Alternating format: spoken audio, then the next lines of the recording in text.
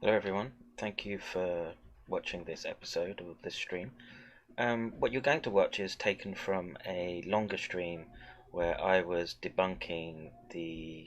We have been in frequent contact with our allies, and we are marshaling the full power of the federal government and the private sector to protect the American people.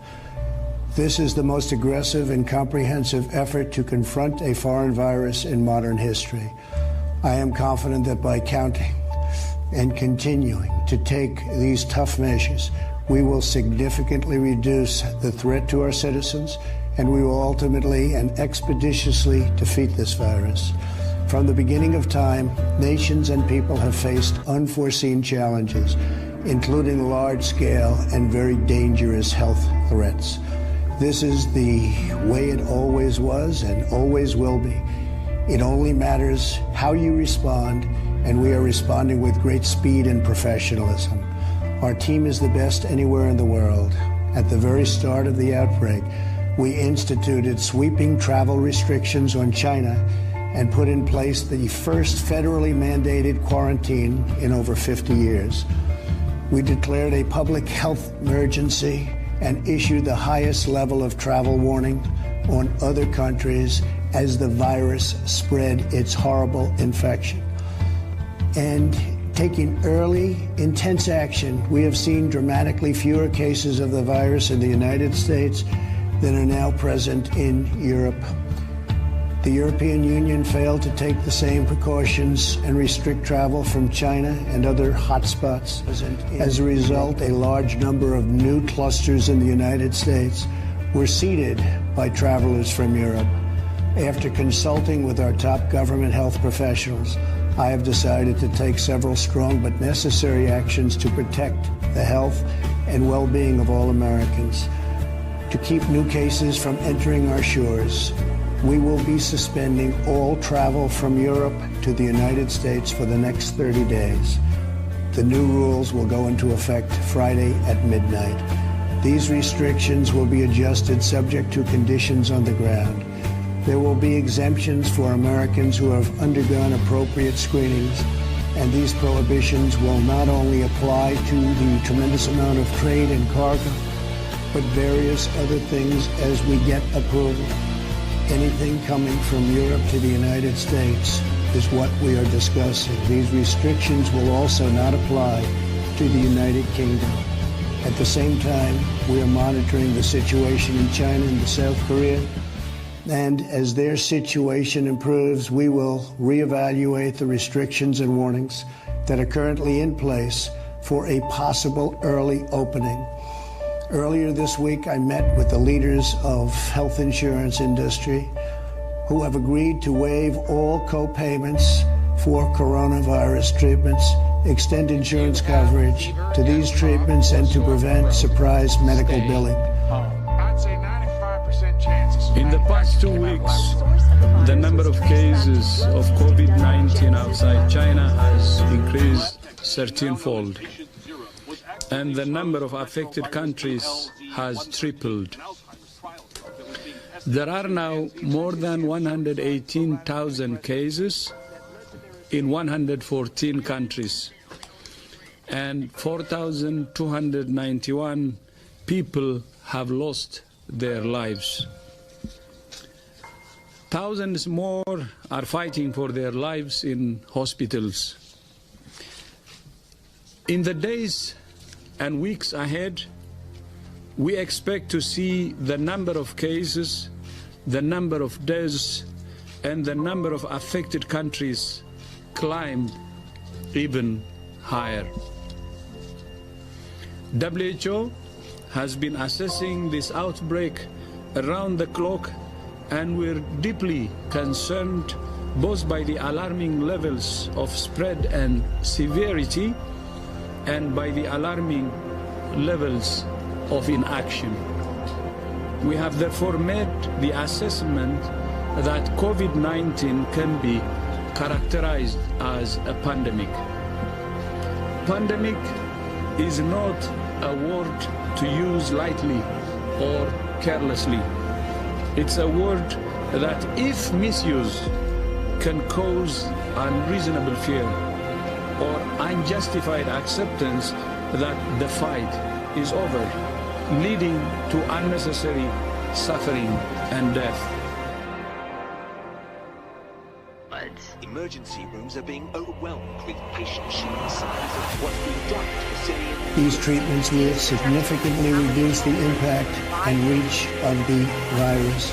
Additionally, last week I signed into law an $8.3 billion funding bill to help CDC and other government agencies fight the virus and support vaccines, treatments, and distribution of medical supplies. Testing capabilities are expanding rapidly day by day. We are moving very quickly. The vast majority of Americans, the risk is very, very low. Young and healthy people can expect to recover fully and quickly if they should get the virus. The highest risk is for elderly population with underlying health conditions. The elderly population must be very, very careful. In particular, we are strongly advising that nursing homes for the elderly suspend all medically unnecessary visits. In general, older Americans should also avoid non-essential travel in crowded areas. My administration is coordinating directly with communities with the largest outbreaks, and we have issued guidance on school closures, social distancing, and reducing large gatherings.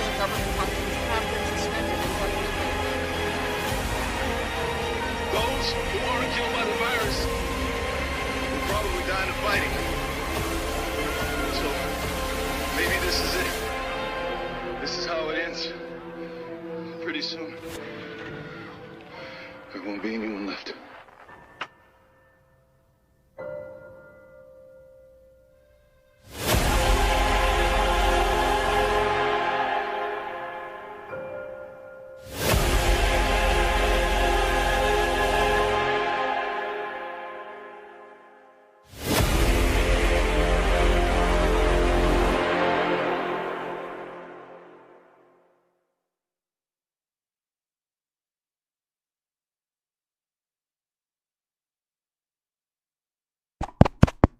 Hello, hello.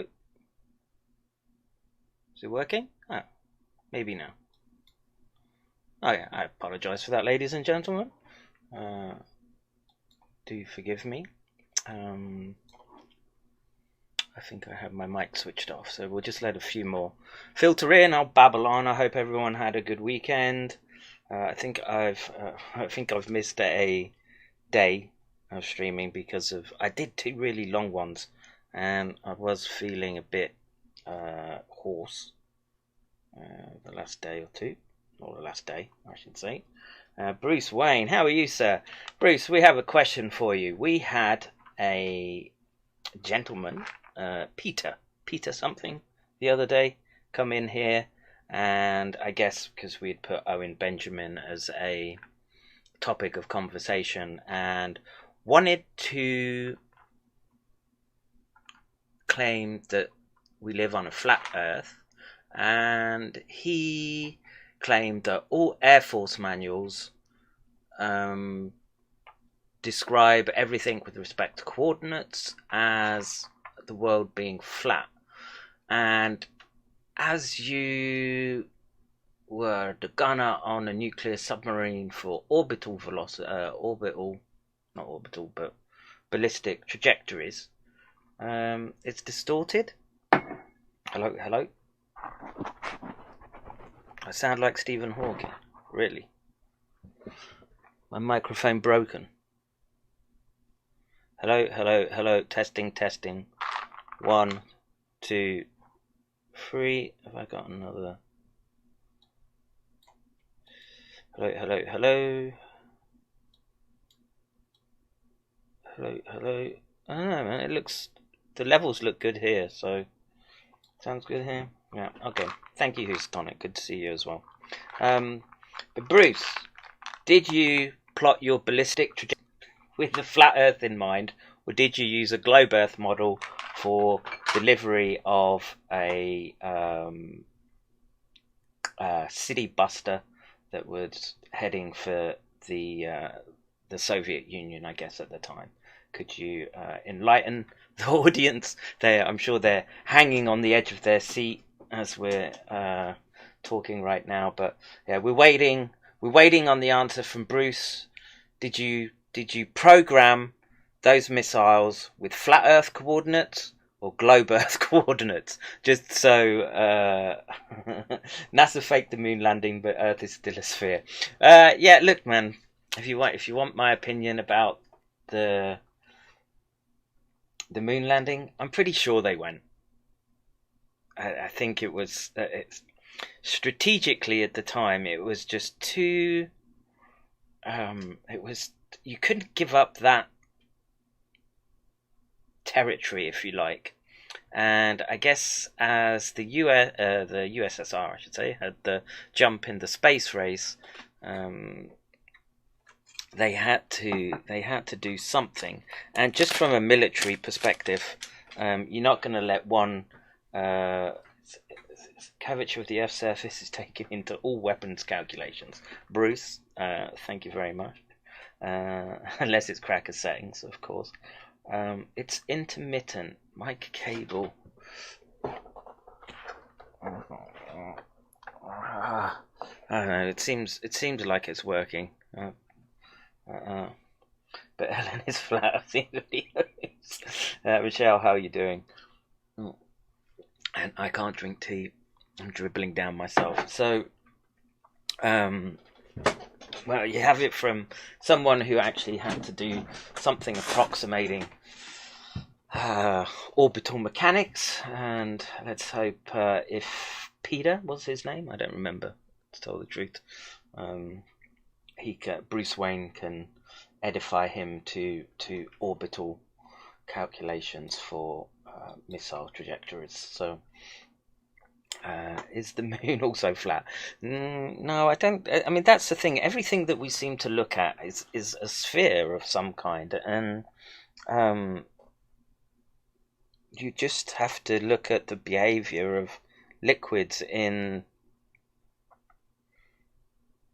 sort of like even in free fall, right? So you could even do that on the planes, and a liquid will form into a sphere, right? When they do those what they call it, the vomit comet, something like that, right? The plane that goes up and then you dive, and it sort of gives you that feeling of free fall. I hope I'm well. Yeah, I'm kind of surviving. Kids are on holiday. The work I put into setting up the paddling pool yesterday was all for naught. It has a leak and somewhere, and I need to fix it. The 50 gallons of water that we put into it all went away. And today was setting up tablets so they can't get on the internet anymore, and they have to just do spelling and math games. So I've had to capitulate to Mrs. H-Bomb. No more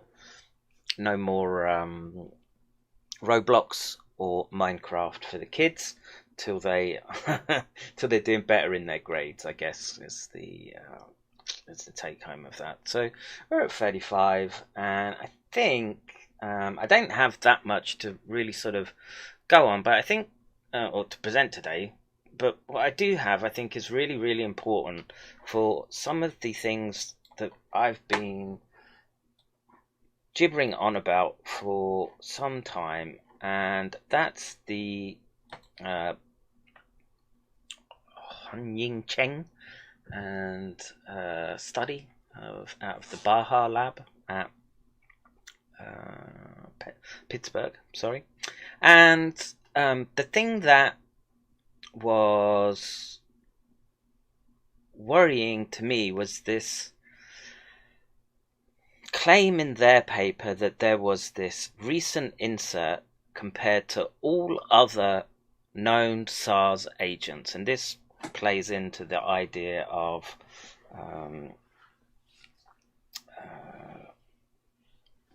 there being a gain of function, right? That they did something. So if you believe that it was the Zhohang Island, like the doctor from Hong Kong University is saying, or the Yunnan mine, where the miners had the SARS-like illness. In both avenues, it seems that there is some circumstantial evidence, right? And it's not easy to sort of reconcile to the extent to which we're seeing the world be affected by a pandemic flu, for want of a better word. And generally, even with the H1N1 flu, we didn't do the type of shutdown that we did with this virus. And you have to keep asking yourself, well, why? And of course, then you get into the domain of pandemic. It's all reason for a shutdown, global reset. And these aren't ideas that I'm overtly against, per se. I know that we know everyone, if you're even paying attention to the economy one bit, you understand numbers to even a small extent, that trillions and trillions of dollars of debt is never recoverable. And you have to sort of reconcile the value of your currencies with the value of your economies, and then break your economies down into whichever things that you're strong at. So Porsche de Rossi is flatter though. Very funny, T, from you. Very funny. It took me a second to think about that. So I don't have much in the way of sort of SARS related news to go through, except with respect to an update to this, which has been perhaps one of my most I've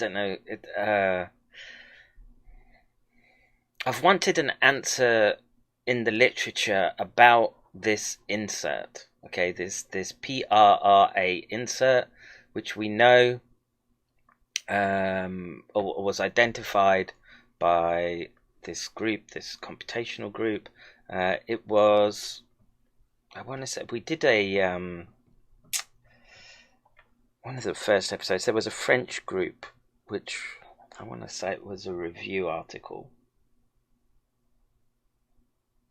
It was a review article, I think, but they basically mentioned that it might have nicotinergic, or the SARS-CoV virus might have N-acetylcholine receptor binding properties. So, and they're called nicotinic acetylcholine receptors.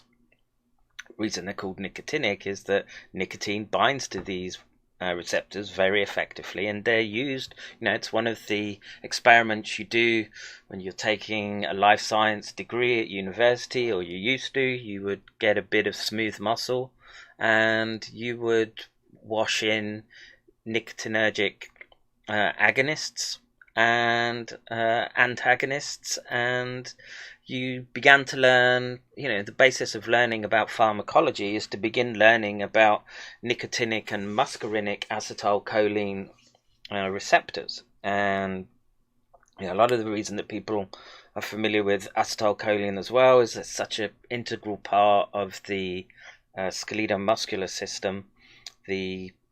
Every command that your brain makes to your body is transmitted via your axons, and once it reaches the neuromuscular junction, acetylcholine is released, and there are nicotinic acetylcholine receptors in your muscles as well. And I think it was for the 3D tits on the Corona Chan. I'm not sure. Cleavage always pops up. Yeah, it does. Facebook gave me a 3-day block for posting link to current live stream. Holy fuck, why? Did they give a reason? I I've noticed people getting angry for no real reason. One lady raged out today because another lady simply didn't say thank you to her for waiting. I witnessed it all, and it was all over nothing, says David. Yeah, and again, so this and this nicotine binding property is the thing as a neuroscientist that has me the most interested, because okay, you can have the neurotropic element and it binding to the nasal epithelium and jumping into the nervous system, and you know, was including now this neuropilin receptor as well. But there's two nagging questions in my mind. One was this, how it was spreading so efficiently in the brain organoid experiments, and how it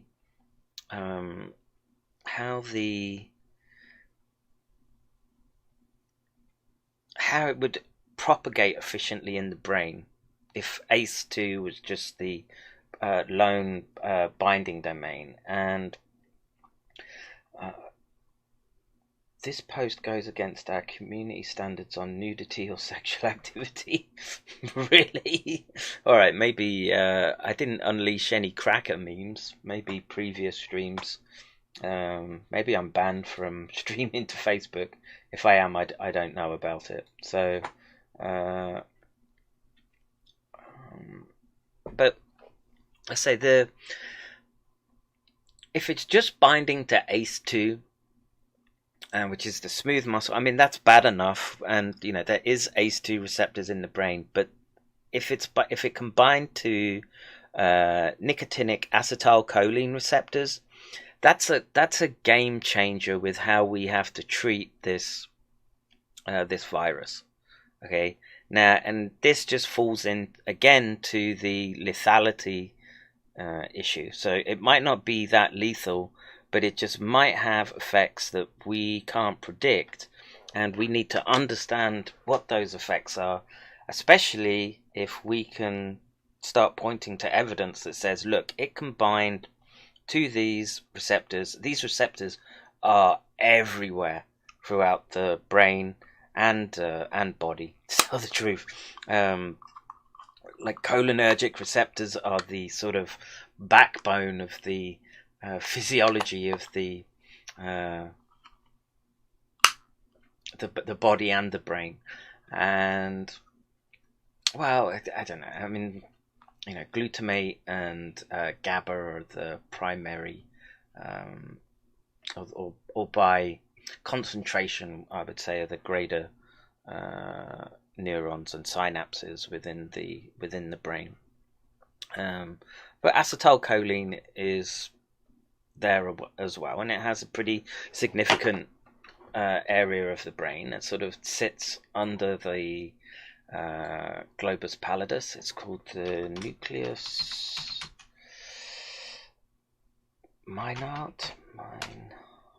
basalis minard. And let's see if we can find some images. So is it really classed as part of the basal ganglia? You don't hear people talking about it in that respect, but I tend to think of it in that regard because it's so close, and you do see cholinergic neurons in the striatum, which is the input node. They seem to be standalone, but it's a region of the brain that I think is understudied, considering the extent to which, let's see, yeah. So it's this part here. Okay. Well, that's not quite right either here. That anatomy is wrong. Let's see. Can we just not get a good? Is it so hard to get a good old-fashioned Gray's Anatomy? Nucleus basalis of minard. Yeah, I mean this is closer, but it's bigger than that. I wanna. Ba, ba, ba, ba, ba. Can't find good picture, and I didn't really prepare for this, as you can tell. Well, I wasn't preparing an anatomy lesson at least, but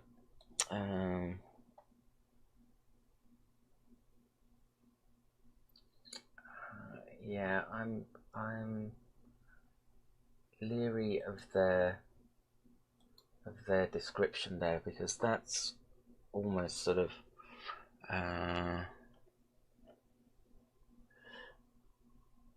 that's part of the GP globus pallidus. Yeah, it sits underneath the globus pallidus anyway. So I would have put it a bit posterior to that, but to what they're showing there. But I'm just being picky, maybe. Anyway, so this cholinergic innervation is, like I say, it sits in there in this as part of the basal ganglia. Like I say, you hear it rarely talked about per se, but it's in the brain. It has a lot to do, we think, with cognition, and so if you're like, one of the treatments for Alzheimer's is to give you cholinergic agonists, and so obviously it has a role in cognition and Alzheimer's.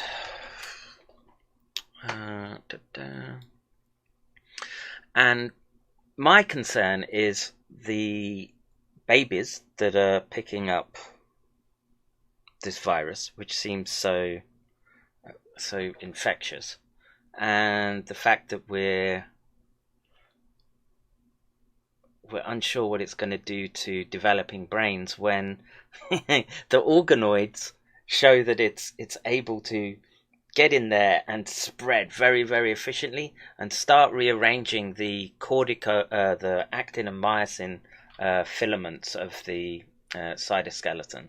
So that's problematic. And so I just lost my PowerPoint. So, like I say, this has been bothering me for weeks and weeks and weeks now, and it bothers me because someone from that lab got shot, and it bothers me because, like I say, the impact that it has with respect to trying to understand the effects on the brain. And the paper that I wanted to bring your attention to was simulations support the interaction of SARS-CoV-2 spike protein with nicotinic acetylcholine receptors and suggest subtype specificity. And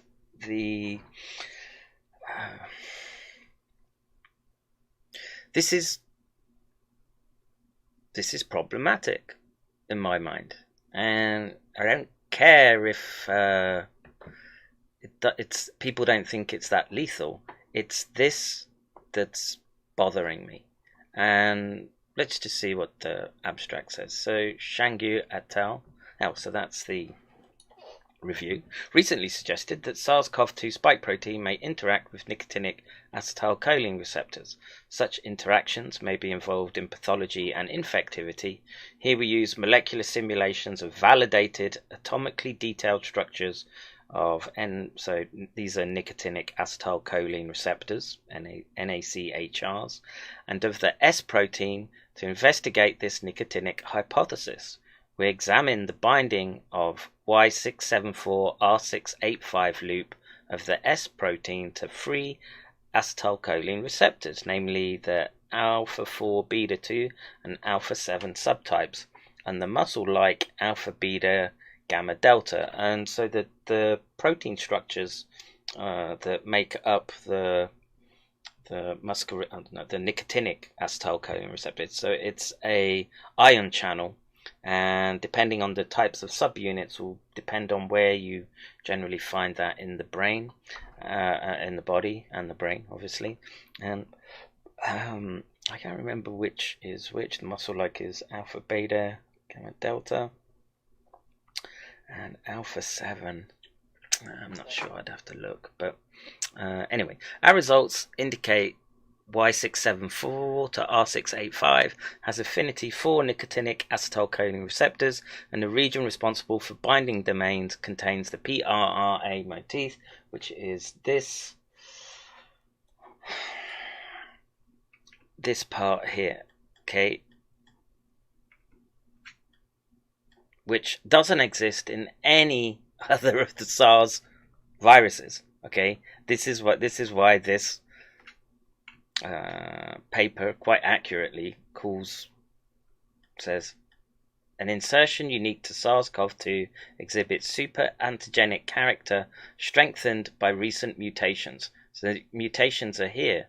So when people are telling you about the receptor binding domain of the ACE2 receptor and the pangolin hypothesis, right? Yeah, you've then got to account for this mutation as well to be tacked onto that. And so this is no small thing when you're trying to sort of deal in bioinformatics and trying to understand it in the domain of how a virus would evolve in the wild versus how it would evolve in a lab-like environment. And this is a problem because it has similarities to cobra toxin, bungra toxin, rabies toxin, HIV GP120, right? And each one of those, I would argue, is something that you would want to be avoiding, and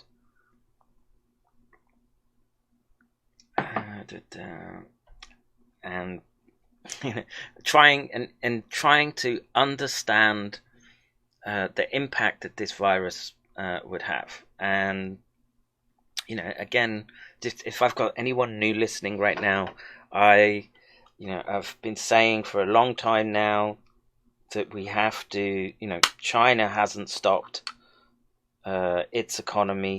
It's roaring ahead with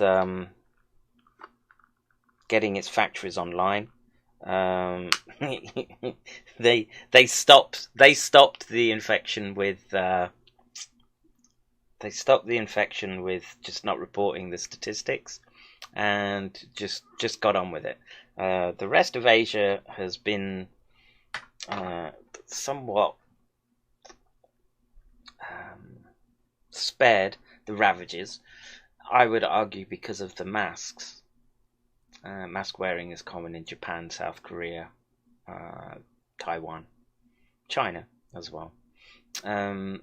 But this was in the context of, it's a SARS-like virus that's gained the ability to go to become more infectious.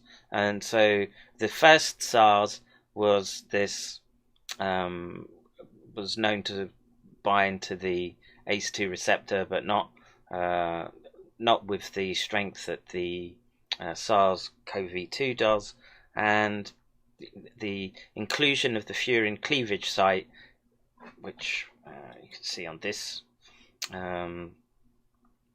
this particular region here, amplifies the ability of this virus to gain access to cells where there are ACE2 receptors.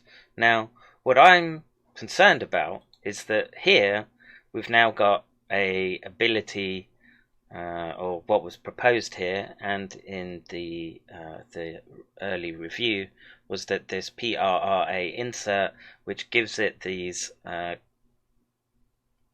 properties like cobra toxin and other assorted niceties like rabies vaccines, are nicotinergic antagonists, which basically, so if nicotine opens the receptor, the antagonist will block it and close any sort of ion transport across the membrane. And you get bitten by a cobra, you go into paralysis, and I guess I think rabies death is a sort of onslaught of a lot of different things. I'm not really sure it's paralysis per se. I would have to check that out. But anyway, so let's move on. So the region responsible for binding contains the PRRA motif for residue insertion not found in other SARS-like coronaviruses. In particular, R682 has a key role in the stabilization of the complexes as it forms interactions with loops A, B, and C in the receptor's binding pocket. The conformational behavior of the bound Y674 and R685 region is highly dependent on the receptor subtype, adopting extended conformations in the A4, beta-2, and alpha-7 complexes, and more compact ones when bound to the muscle-like receptor A4, beta-2, and alpha-beta-gamma-delta complexes. The interaction of Y674, R685 with the receptors forces the loop C region to adopt an open conformation similar to other known nicotininergic antagonists. In contrast, in the alpha-7 complex, Y674 R685 penetrates deeply into the binding pocket, where it forms interactions with residues lining the aromatic box. Cleavage, aromatic boxes, it's all getting a bit steamy in here. Anyway, namely the TRPB, TYRC1, T-tyrosine C2.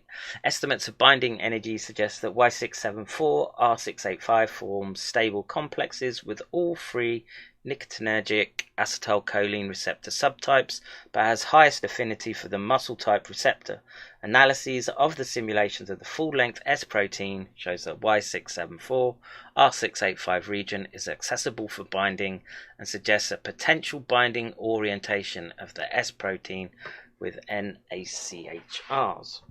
Right. So what that's saying in layman's terms is that this is just modeling. It hasn't been peer reviewed yet, but it's saying that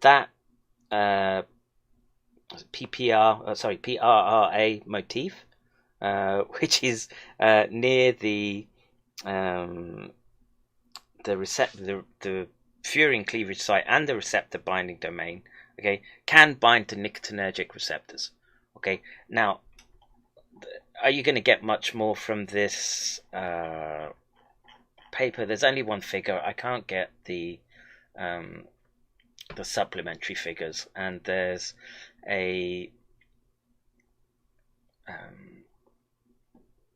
everything is referring to supplementary figures for some reason, and there's like 19 of them, so I can't really expand on the data beyond what I think this is them just sort of staking out that they've done the modeling, etc. And I guess, I don't know if they're trying to get a head start on the Baha lab, but I mean their paper was in first. I don't know why they haven't got it past the reviewers yet. Probably these are the reviewers. That's the way science works. But this is the nicotinic acetylcholine receptor, and like they say here, what they're pointing at is the binding pocket will basically grab this region here. And from sort of reviewing this paper, what this paper does nicely is it highlights the glycans, which are the sugar molecules which sort of wrap around the protein elements of the spike glycoprotein. And you can see, well, it's probably not that clear for you guys, but there's orange, cyan, and green. Those are the three subunits that make up the glycoprotein, and all these pink branches coming off, these are the sugar residues. Okay, and what it's showing is that these regions, the Y674 to R685, are not covered by these, so they're exposed on the or they don't. The sugar is providing a degree of protection, if you like, and as it's cleared its way there, it's adapted a trait where these amino acids are sticking out, and is somehow it's you what I imagine receptor binding domains intuitively to be on the the top of the spike, right? That's what you would think, but in this case, it's sort of near the side, and perhaps this the PowerPoint maybe is another better way of looking at it. So here are the free domains, and I guess that's sort of Hope all is well, good doctor. I am very well now. Thank you very much for the tip. If text to speech is on, everyone, if you want to give a penny, a shekel, for your hardworking neuroscientist trying to find the cures for you, and that's why I did actually trying to get under the censors at YouTube. I called this "Thank You for Smoking, Freedom Torches for Everyone," and it was 3D tits on my video thumbnail that did it for Facebook. That's great. Funny. Did I? Where were the 3D tits though? Did I have Corona Chan on there? I don't remember having Corona Chan on there. But good doggy. I apologise if it's caused your account any problems. Bruce Wayne says, this reminds me of an earlier study. Administration of nicotine to rats with sepsis restored the cytokine balance, reduced influx of inflammatory cells, and attenuated tissue damage in the liver. Yeah, so I think there's this vagal stimulation of the nervous system, right? That's what we've learned, and if it's a good strategy for the agent to have to suppress your immunity, so it can get a hold of your nervous system. Your body's systems, and the sympathetic nervous or the autonomic nervous system uses acetylcholine as its primary transmitter. That differs for the excitatory branch at the terminal ends of the sympathetic, which tends to be noradrenaline at the target regions. But in other, the slowing down uses acetylcholine on. It depends on the receptor subtypes as well. It's not just this binary. It's complex actually, and I'm actually having to rack my brain about the physiology of para and sympathetic branches and all the receptor subtypes, neuromuscular junctions, and in my mind it's just cholinergic receptors are just part of the landscape, and if they're nicotinic, that's it. You just it's just part of the thing that you grew up. That's one of the first things that you learn at university, and just that's like, oh, nicotinic, muscarinic, and then you sort of grow on from there as to the importance of these things, and like I say, the consequences of this being able to now not only target ACE2 but target the nicotinic cholinergic receptors is extremely problematic. And as Bruce says, nicotine has been thought of as a treatment for the cytokine storm, because the effect might be that it stimulates the vagus nerve to suppress some of the more out of control components that seem to be part of the crippling factors around the SARS.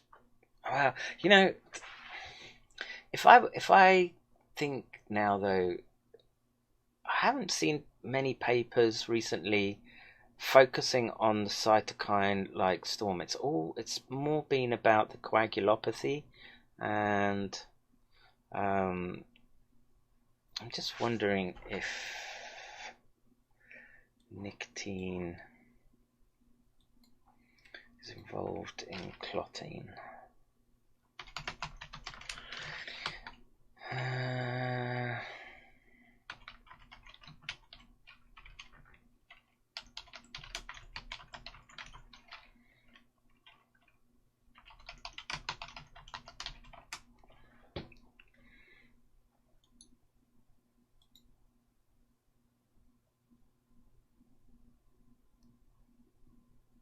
There you go. Okay.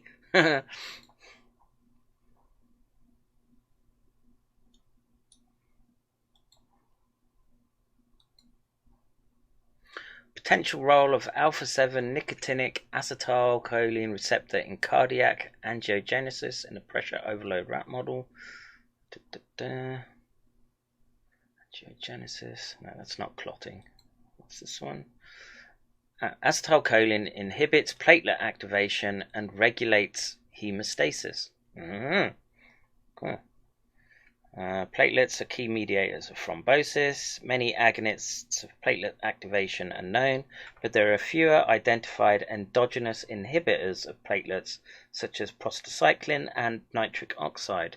Acetylcholinesterase inhibitors, such as donepezil, can cause bleeding in patients, but the underlying mechanisms are not well understood. We hypothesize that acetylcholine is an endogenous inhibitor of platelets. We measured the effect of acetylcholine or analogues on acetylcholine upon human platelet activation ex vivo. We characterized the expression of components of the acetylcholine signaling pathway in human platelets. We tested the effect of a subunit of the acetylcholine receptor, CHR, whatever, on acetylcholine signaling platelets. Acetylcholine and analogues of acetylcholine inhibited platelet activation as measured by p-selecting translocation and the well-known GP2B3A conformational changes. Anxious Aussie, thank you very much. Hobo begging for a cigarette is just trying to take care of his health. Spark up. Thank you. Yes. Spark up, everyone. If you want to avoid the bat aids, start smoking. Or start nicotine. Would be, the reason I suck mints is that I used to have an outrageous nicotine habit. For mints, I'd given up for years, but I just kept up with mints for years and years and years, and I just preferred the nicotine lozenge. But they're too expensive, so now I have to make do with these.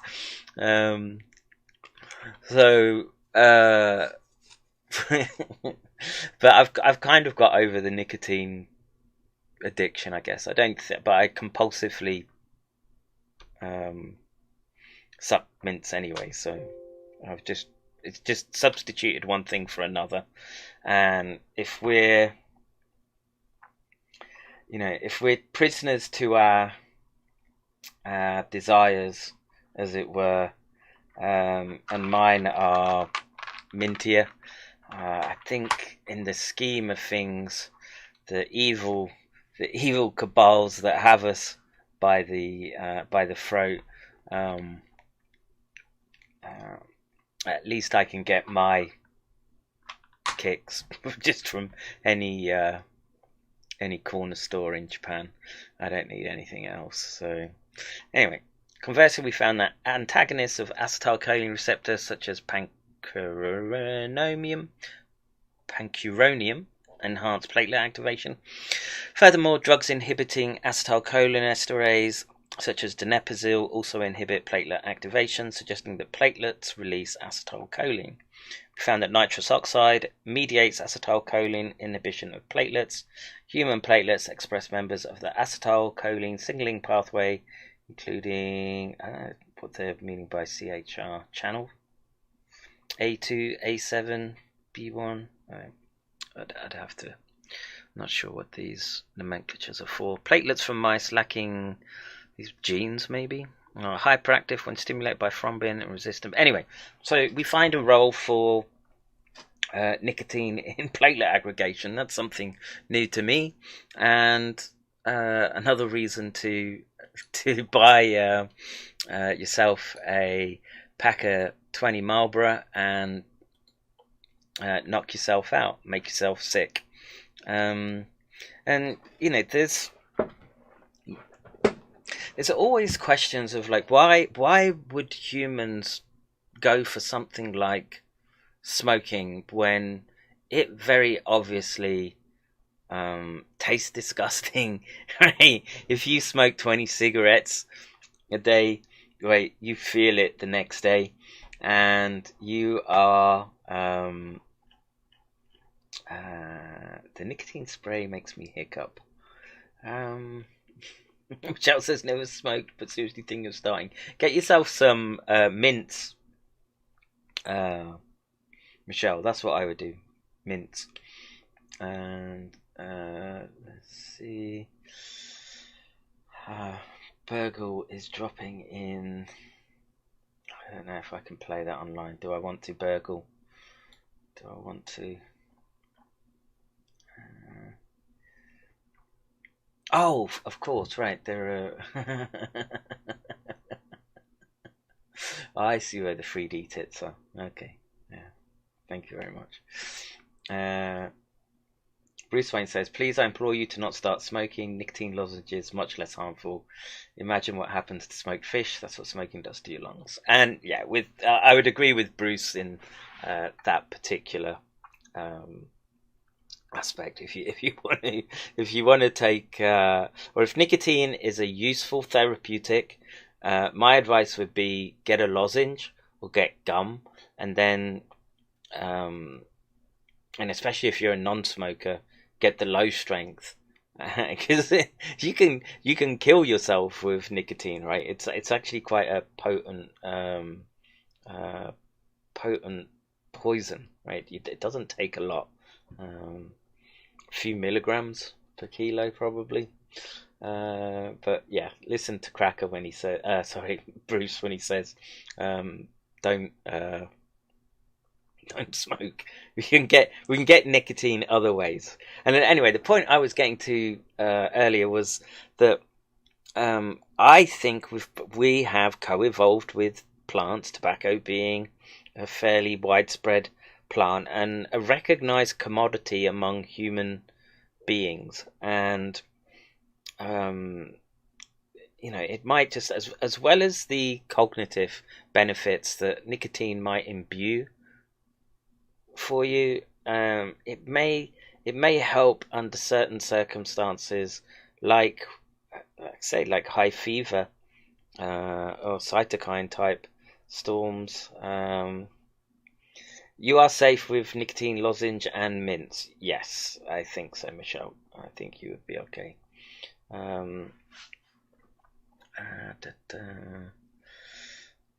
Let's see, let me just catch up. I've been talking for quite an hour already. Well, you know what? I've actually I've gone through what I wanted to talk about, which is another study which points to there being other binding sites than the ACE2 receptor, and in this case, this is highly specific for the nervous system, the nicotinic acetylcholine receptors. And I don't know what the implications are for the neuromuscular junction, but for sure as shit, we need to be really paying close attention to the effects that it has on young brains, right? Because the organoid experiments are too concerning in my mind, which means that we know that it's able to cross the placenta, and we know that asymptomatic people are having large damage done to their brain, and we have to balance that with the obvious. We can't be in lockdown forever, right? And you know, I still stand by that. You know, we we braced for what was coming out of China because they were obviously lying. And if, like I said, I'm not sure how much I trust that doctor from Hong Kong. It's just something not quite sitting right with me with her, but time will tell, I guess. And the fact that her story points to something from 2018 and them and the Chinese army having the ability to conjure something up in less than a year and have it ready or be experimenting on it and then have it released in the autumn of 2019, that doesn't sit right. That story, there's something wrong with it. Like, just the timing of it is just wrong. Whereas the Yunnan mine story seems much more coherent, especially if these characteristics, the nicotine binding sites and the high affinity for the human ACE2 receptor, both those mutations need explaining. Well, again, maybe someone who has expertise in these domains would be more reassuring, but from a neuroscience domain or perspective, I would be very concerned about a virus which has neurotropic potential and neurotropic potential which has the ability to bind onto the nicotinic acetylcholine receptor, because that's the mechanism of action of rabies. That's how it works. That's how we use it to trace neural networks. So yeah, I mean, I don't think the story is finished yet with this, and this is just more weight on the side of it not being a zoonosis, not being or the Chinese not being as forthright as we would hope them to be, or someone's telling lies somewhere, and the recommends to follow the strategy of Japan referring to COVID. A virologist in Germany, Drosten recommends to follow the strategy of Japan referring to COVID.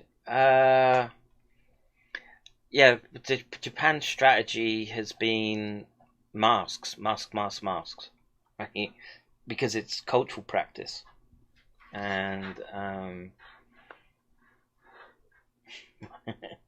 my friend at school used to call cigarettes breathing antlers. Okay, that is kind of funny.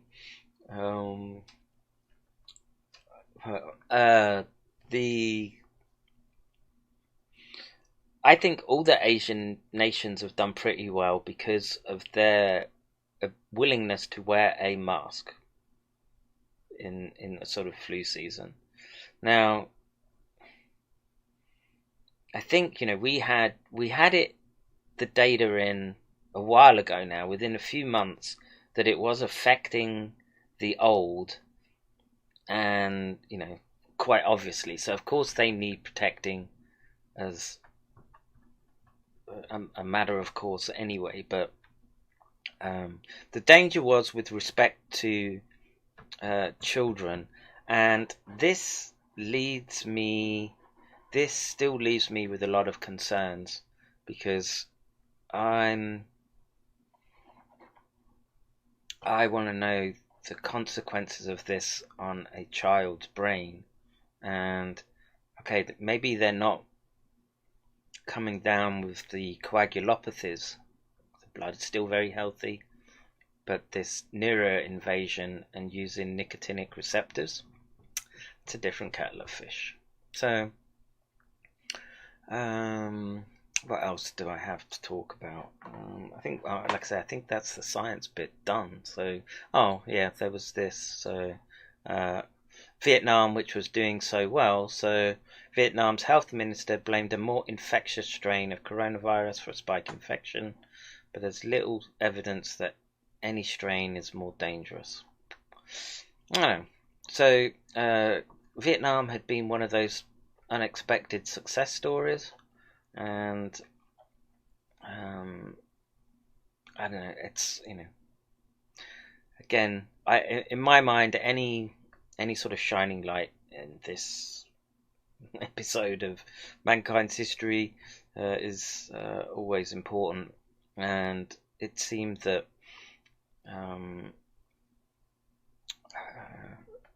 that another light might have been extinguished.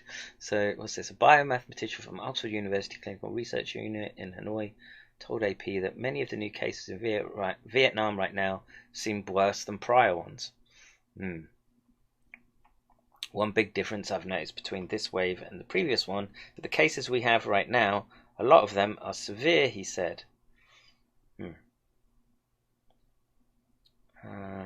Long said he couldn't confirm whether it's more contagious. Well, anyway, something to keep an eye on.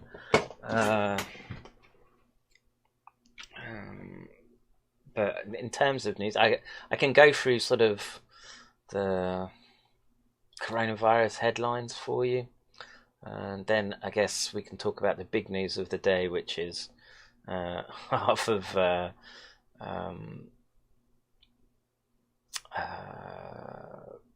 not Lebanon, Beirut.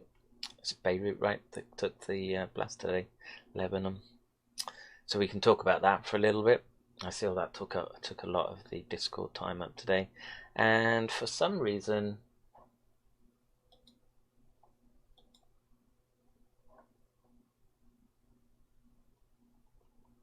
my Ghost 3 wasn't working. That's sneaky.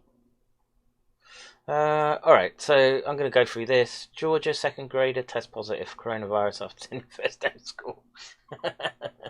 Okay, so okay. Was the child ill to begin with? These are the questions we need to know. Georgia second grader tested positive for COVID-19 after attending first day of school. For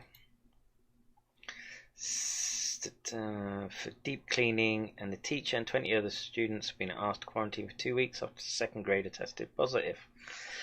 Parents and officials have debated whether it's safe to send students back into classrooms as virus cases have surged across the country, while health experts are still investigating how children spread the virus. Yeah, and for sure kids are spreading the virus. I can't believe that they're not. The question is how much are they impacted by it, and is there anything in this to tell us about how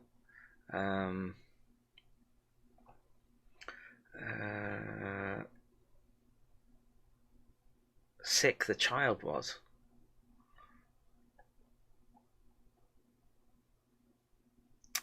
I don't know. They say other no, can't you have I don't know? I don't know. I mean, our kids are back at school. I mean, you have to. But our kids wear masks. Right? That's the difference. Our kids can wear masks all day. It doesn't bother them. And that's, you know, again, it's messy. You're trying to make decisions on the fly. 2/3 of nurses who recover from COVID-19 suffering post-viral fatigue, which again to me indicates a central nervous assault, not just a systemic. Irish nurse. Oh, really? Really?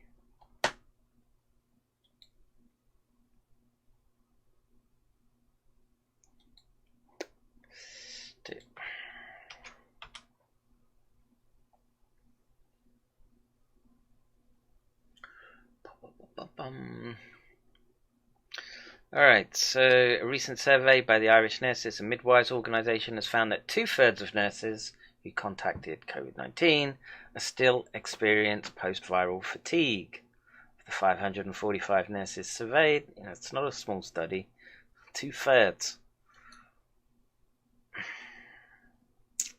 And that's kind of how I feel still, and I'm 8 months after. So, other post-viral symptoms: anxiety, brain fog, dizziness.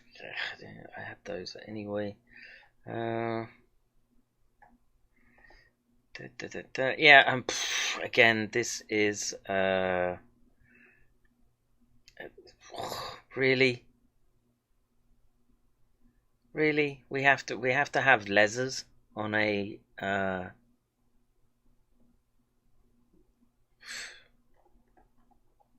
enough.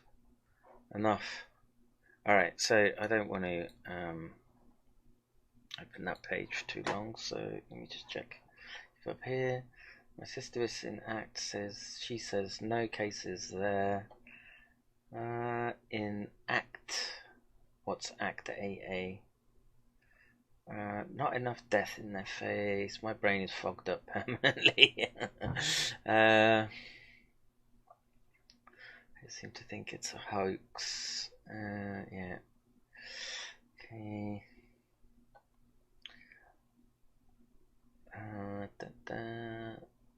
Let's see. Here in the UK, people saying, how can there be a second wave when the first one hasn't finished? Yeah, I'm not sure it's finished. And you can't define a second wave until you look back in retrospect, right? You can't do it. That's anyone. That's what I say. The silver merchant saying that second waves, etc. That's all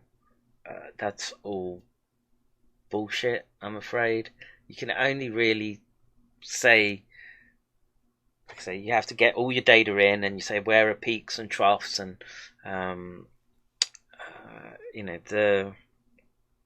it will come down, and I guess like the first and second wave of the pandemic for flu, is that deaths or cases? Spanish flu first and second wave.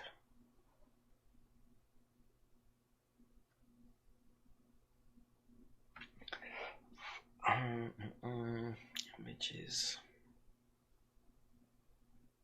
deaths.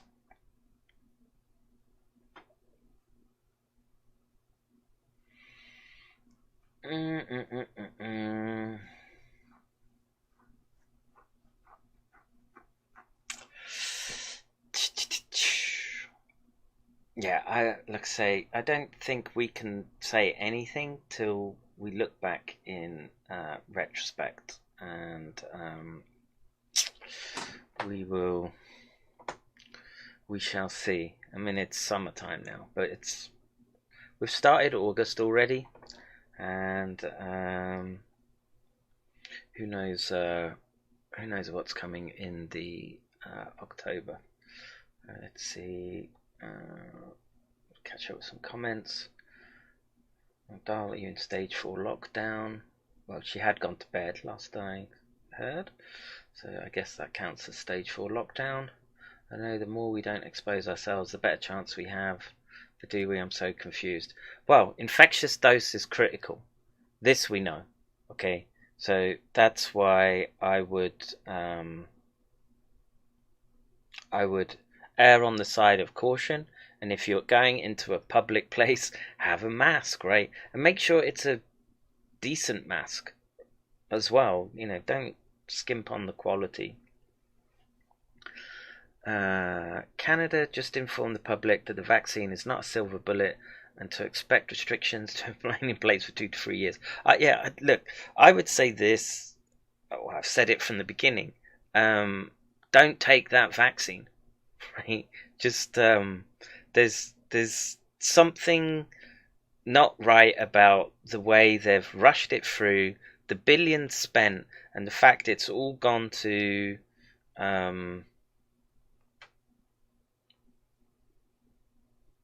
it seems to me the majority of it has gone to vaccine research, and very little gone to studying the effects of the vaccine long term. And I would don't take it would be my advice. So let's see. Yes, given they still say if you get a second infection, it's worse than the first. Too many unknowns still. Oh God, like a second one. If it's worse than my first one, I won't make it through that one. Here in UK, some are adamant they will not wear a mask, and it's all lies and corrupt government. Yeah, well, I don't know how to. I mean, you can see how that plays out by looking at the southern states of the US, right? Because those are the states that had the most resistance to measures that were put in place to try to contain it. And the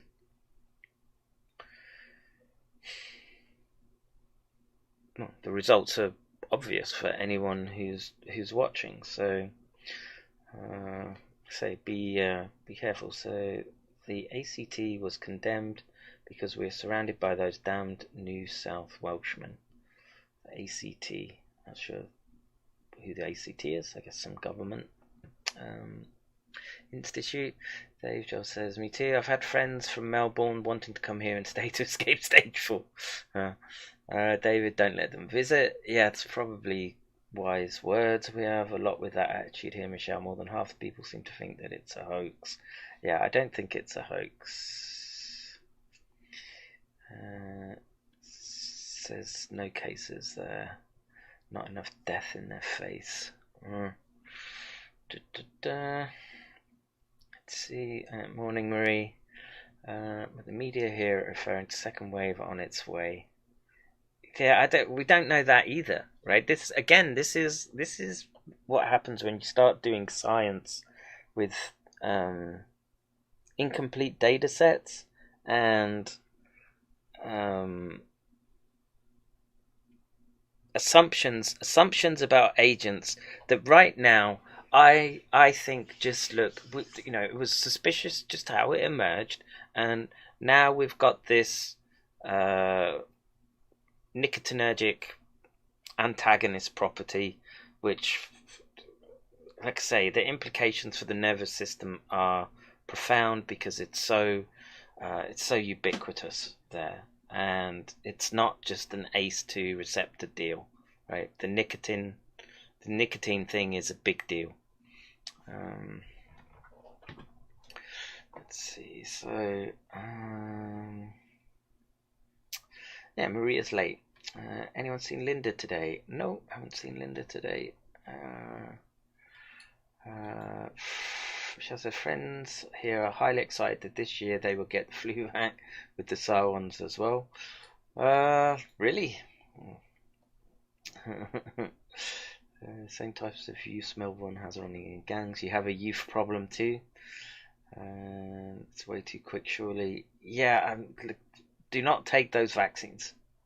There's no way they can do anything approaching the safety testing needed for the mass rollout that they're thinking they're going to need. Hugs to you, Marie.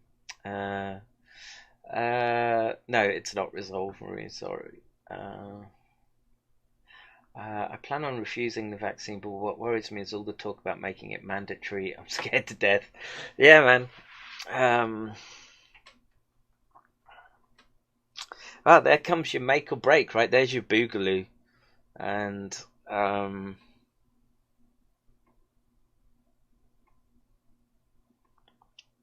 don't know how to give you a coherent answer on that, right? A lot more people will die in fighting. That's for sure. And there'll be a lot of other diseases as well emerging. That's for sure as well if that happens. Torno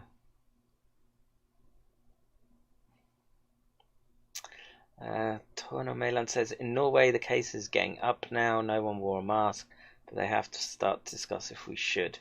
Yeah, well, Norway did close or shut down.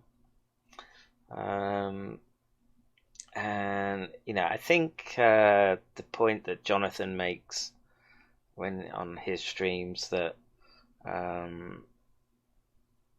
there's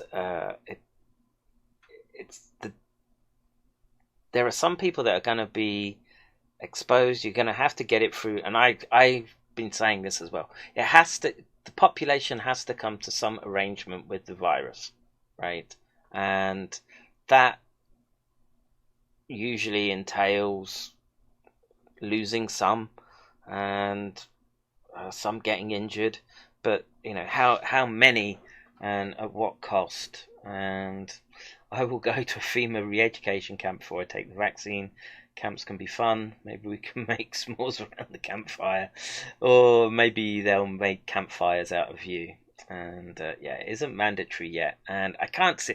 Look, man, to make it mandatory, that's got to get past all sorts of judiciary, I would imagine, right? Because that does then become a constitutional issue. In my mind, the state being able to tell you to stay indoors as a state of emergency, I think that is constitutional. Them then saying that they're gonna give you mandatory vaccines, I don't know, man. Have some spicy homemade pepper spray for mandatory vaccine providers. Yeah, my advice would be get a gun, David. That would be my advice. I'm gonna be scared. I'm playing wait and see approach like I do with everything else. If I think about what if some butts be driven mad, take it day by day. Yeah, I agree, and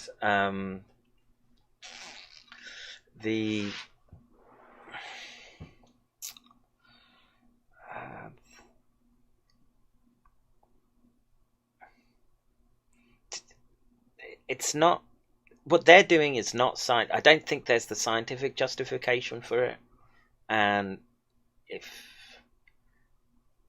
if that criteria is not met, then in my mind you've got every right to refuse it and take what you deem take what actions you deem necessary. They make it mandatory to even vaccine for kids to go to school. I think that would be foolish to try and force a new vaccine on us. Yeah. Look, man, it's one of those break issues for the US, right? And the subverters want to,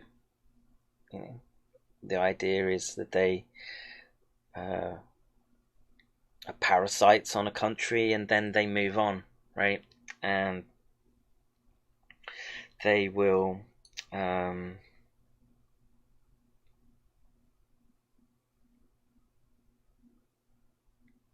they might use this vaccine issue to do that. So they, like I say, I can't predict the future or anything, but would they trying to do something like making a vaccine mandatory and then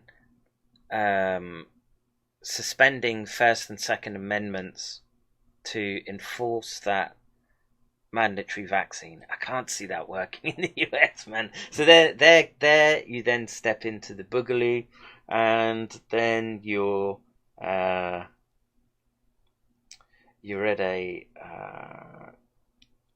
the next step in the conflagration, right, to the breakdown, to the Mad Max scenario. So mandatory vaccines were already oh god. Let's see. The United States does not derive any of its substantive powers from the preamble of the Constitution. It cannot exert any power to secure the declared objects of the Constitution unless, apart from the preamble, such power can be found in or can be properly implied from the express delegation in the instrument. How long is this? Is there an abridged version?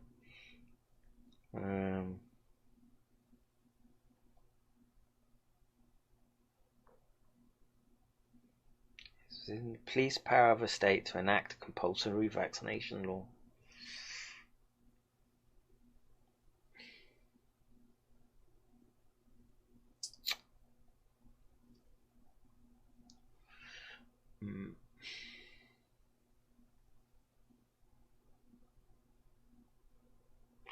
I need to think about what that means.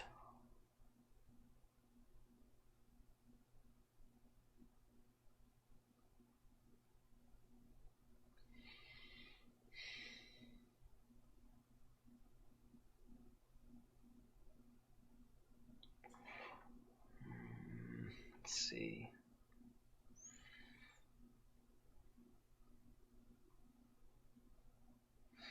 The right laws of the Commonwealth provide that the Board of Health of a city or town, in its opinion, is necessary for the public health or safety, shall require and enforce the vaccination and re-vaccination of all inhabitants thereof, and shall provide them with the means of free vaccination. Whoever, being over 21 years of age and not under guardianship, refuses or neglects to comply with requirements shall forfeit $5. So this is relating to Massachusetts.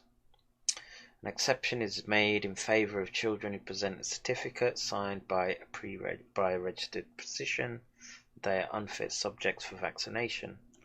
Proceeding under the above statutes, the Board of Health of the City of Cambridge, Massachusetts, on the 27th day of 1992, adopted the following regulation. Whereas smallpox has been prevalent to some extent in the City of Cambridge and still continues to increase, and whereas it is necessary for the speedy extermination of the disease that all persons not protected by vaccination should be vaccinated, and whereas in the opinion of the board, public health and safety require the vaccination or revaccination of all inhabitants. I don't know, man. That's disturbing.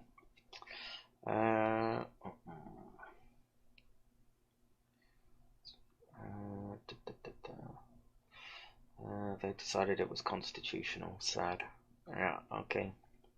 Forced vaccination via drones that target you from above. Jesus Christ. That's why I'm waiting and seeing. Anti-maskers, etc. behaving just like radical leftists, yelling, shaming, bullying. I know some paranoid people freak out at others over masks, but it's nothing like zombie no mask group. They don't even get the difference between types of death. He wants to spend weeks alone dying of COVID. I don't know why most of them ever objected to euthanasia. That was a good point. Jacobson lost the Supreme Court case. Yes, they defaulted to state law. He only had to pay $5 fine and did not have to get the vaccine. Okay, so that's slightly different. So,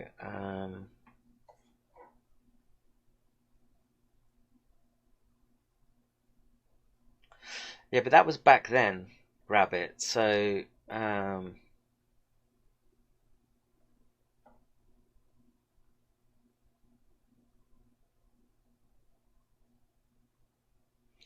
defendant, standing upon his offers of proof and introduced no evidence, asked numerous instructions to the jury, among which were the following.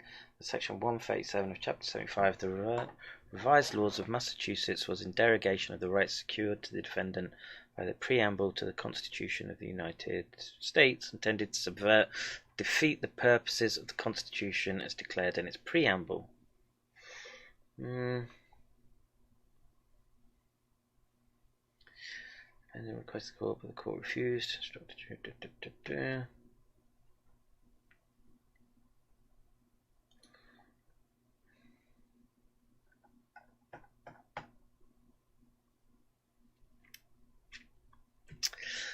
Oh, it's 1905. I don't know. I read the link and then it said 1971 in my mind. Oh, it's 197 US 11 1905. Okay, so back of all sick. Enjoy that cigarette though. Enjoy your prophylactic for SARS. That's what all I can say to that.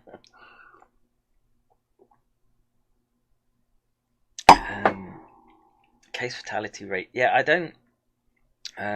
Case fatality rate is skewed right now because you're dealing with exponential numbers. So I would say your best measure is the closed cases. As far as I understand, the case fatality rate has to be calculated on, like, they've studied an illness and they say that in this sense, this illness or this, you get cancer, and this type of cancer has a case fatality rate of 1 in 3. Yeah, just buy better masks. I'm not a constitutional scholar, but I did stay at Holiday Inn Express last night. I don't know what to tell you, Bruce. I would stay out of those wretched Holiday Inn hotel rooms. There are worse things to live with than death. At one point, the smokers were less likely to get this C word. Yeah, they were less likely, or it seems to be that they're less likely. And if nicotine is going to compete with the binding site for with the virus on the nicotinic receptors, then then it would make sense that there are less smokers affected. I don't know what else to add to that. I remember they tried something. Yeah, I read that one. I can't remember what news channel it was, but it was one of the main ones. But yeah, it's if this there's more evidence adding up to this ability of this virus to bind not only the ACE2 but this the nicotinic receptors as well. And you know, are there flus that do that? I don't I'm finding stuff out with you guys.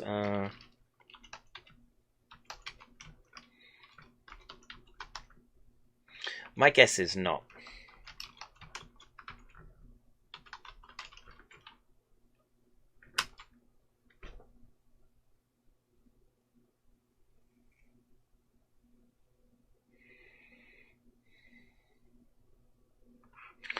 Chronic nicotine inhibits inflammation and promotes influenza.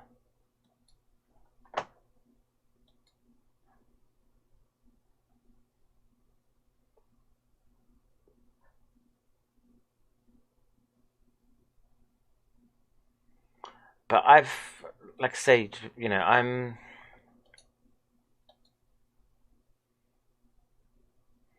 show me another flu agent that has this this component to it, this ability to target the nicotine receptor and act as an antagonist.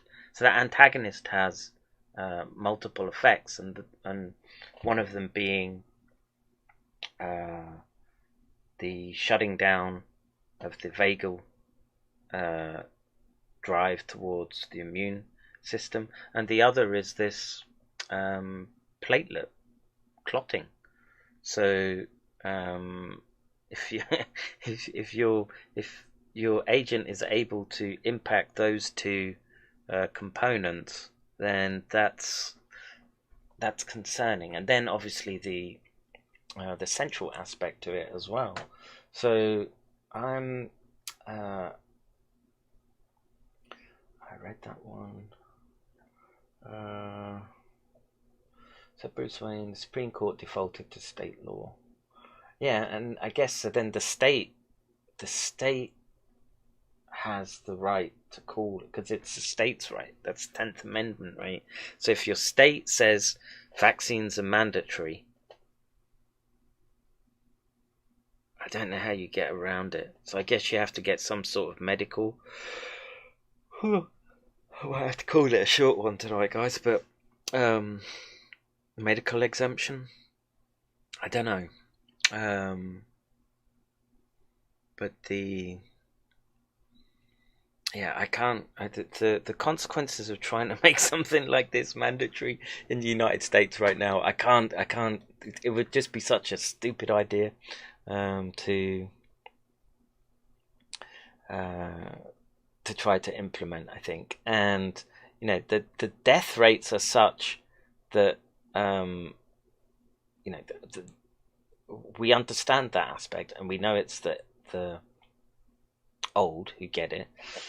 We do need to understand why it's shifting to younger demographic in the South, and I would guess it's comorbidities, but I would imagine smoking is pretty common in the South of the United States, so I don't know. It's a tough one. It's an open question. I can't bring any answers to you guys right now and say, oh, do X, Y, or Z. Well, apart from it would make sense to have nicotine product to hand in some manner. The spread of COVID-19 in the South shows the risks of anti-intellectualism. Okay, we've got to see this. No.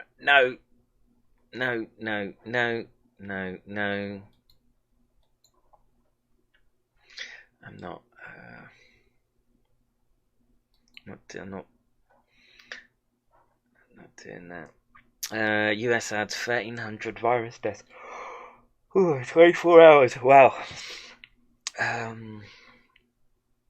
lot. Teachers' union considered strikes over school reopenings. I wonder if this is Arizona. If it is, I perhaps know why. Nothing is off the table when it comes to keeping teachers and students safe. President of the American Federation of Teachers, Randy Weingarten, said in a speech Tuesday in which she expressed an expansive vision for safely reopening schools. You. Schools are grappling with the question. Okay. Blah, blah, blah. And yeah, I mean, I guess the teacher has a right to not go teach. It's a tough one, man. I don't know. The science is too slow to sort of really help with these issues right now. I imagine a lot of teachers have comorbidities. I did see something. Yale student sues university. Yeah, I would. If they're doing everything online. I think, if there is going to be some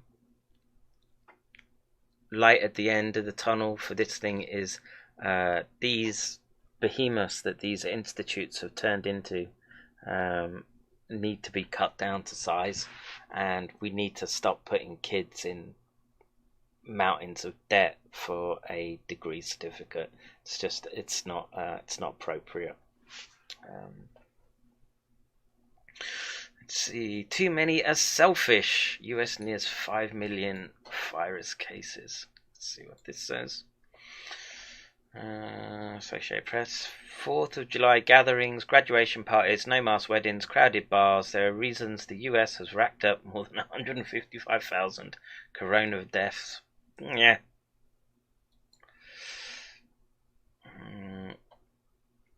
It's fast approaching and off the charts 5 million confirmed infections, easily the highest in the world. Yeah, I'm going to have to call this the last one, guys. Tired after today. Kids are on holiday, which means I'm not. Many Americans have resisted wearing masks, blah, blah, blah.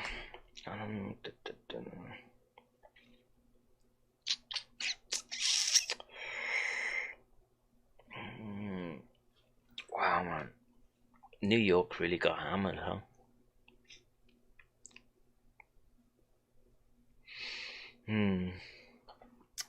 Yeah, so let's see if there's anything else just in here that I've seen the virus dogs before. Yeah, Germany, zero strike policy for no mask wearing. Shouldn't have to be like that, you know. People in Japan, people don't, you know, if there's bugs going around, they wear masks, right? It seems to keep the numbers down. New Orleans councilman, I'd rather have students dumb and alive than have them educated and dead. Yeah, that's kind of how I feel. Oh, that's the I don't know who mentioned that earlier. Was it Dave about Canada and vaccines not being a silver bullet? More students at MS high school test positive. So there's more kids testing. But are these kids getting ill? That's what I want to know. This is the problem with these types of headlines. 1,000 person house party. Well, that's not a house party. That's a rave. That's a big rave party. So Tennessee's going to see some big jump in cases, I imagine. And what's the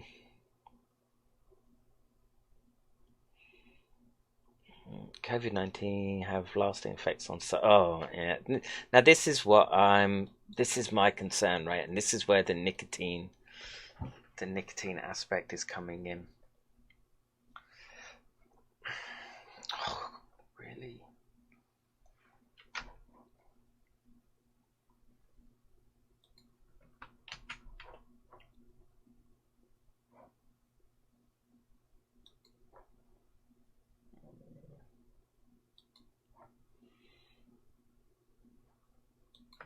This is where your friendly neighborhood neuroscientist says, pay attention, right? London, Nia Horton, 15, occasionally struggles to find the right words and her memory can be patchy, but as she describes her lengthy treatment in a London hospital, she sits on a low wall beside her home. Her account still has the power to shock. In early April, the British teen had been battling a cough and a high temperature for about 10 days, but when her condition significantly deteriorated, her mother, Justina Ward, called for help. After the emergency dispatcher heard Nia having difficulty breathing, an ambulance arrived within minutes. The first emergency room to admit her swiftly recognised that her illness was both acute and complex and transferred her to one of central London's top children's hospitals.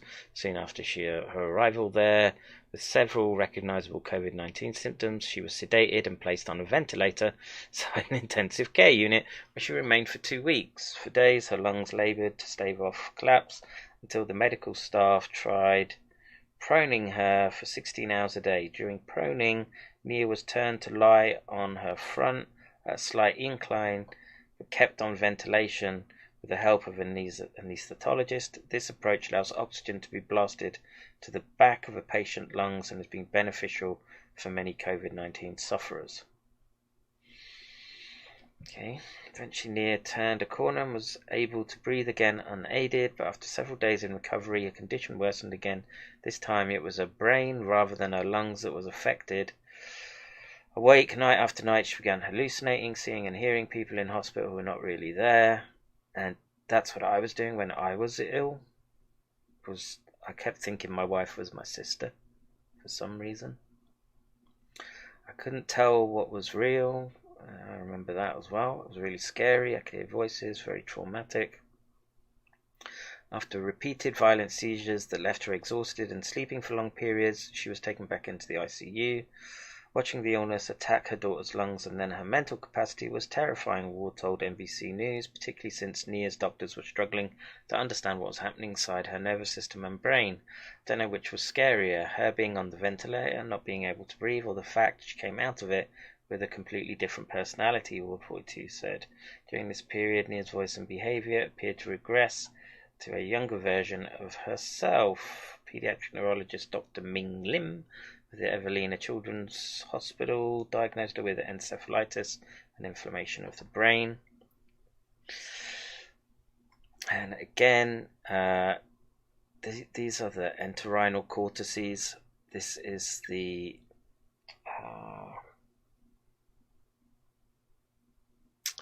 this forms part of the olfactory into the amygdala.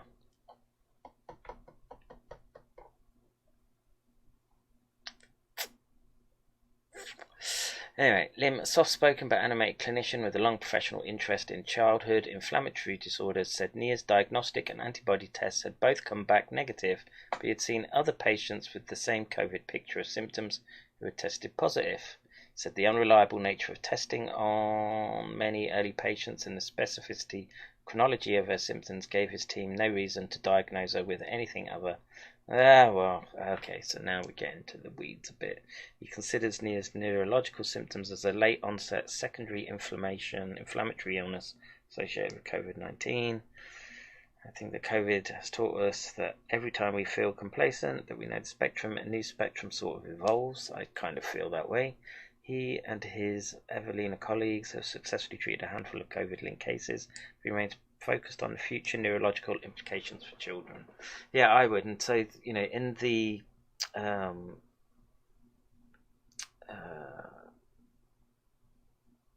the data with respect to the epidemiology of childhood disorders, we need to keep an eye on. So, that includes ASD, etc. So, let's see, let me just catch up.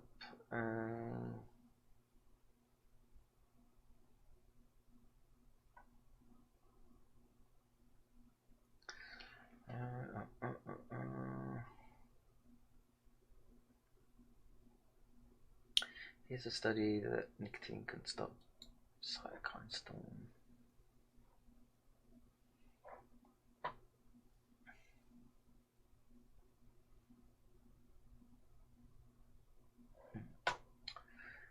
If I want to hear lies and half-truths, I just look at Twitter and Facebook feeds.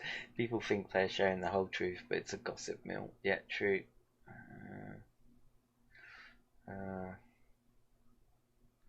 Alan Smith says, nicotine was mentioned in that video I sent you last night. You sent me a video, Alan. Twitter. Might not have seen it.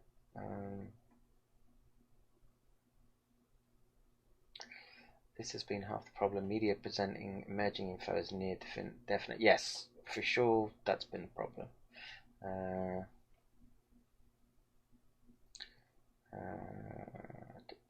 Listen carefully whilst enjoying a cigarette. You enjoy that, sir. Svatinek. Enjoy it. Let's see. Then the interpretation changes and punters get confused. Yeah, I agree. Here's a study that shows I did that one. Media for weeks, just YouTube chat here on my channel. Yeah, you'll do alright here, Anxious Aussie, I think. I can filter out a lot of the BS, I think, with respect to SARS.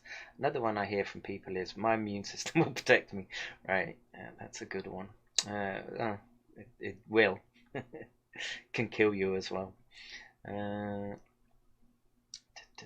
sick of family and friends thinking they have the magic bullet to life. I don't believe anything in the news anymore. Daily Mail were promoting cranberry juice being beneficial. 10 years later, they then write, there's never actually been proof. I don't know, man. Is it... I thought people just felt better with urinary tract. Having never had a urinary tract infection, thank God. I've never found that you don't get cranberry juice in Japan, actually.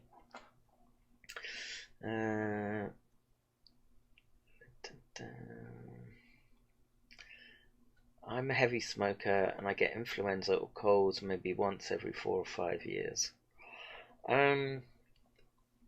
Yeah, I mean, that's depends how old you are, Svatinek. I guess that's the thing. It's not just the cold or flu. I mean, I wish vaping products had been around, because I think my father would still be around. COPD got my dad, and that was just a few years ago.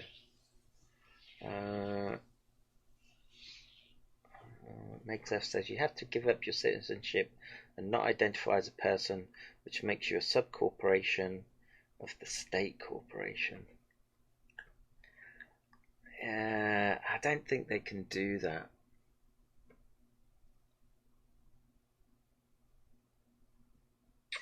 I don't know, man. That's like how it's going to play out in the US. I don't know.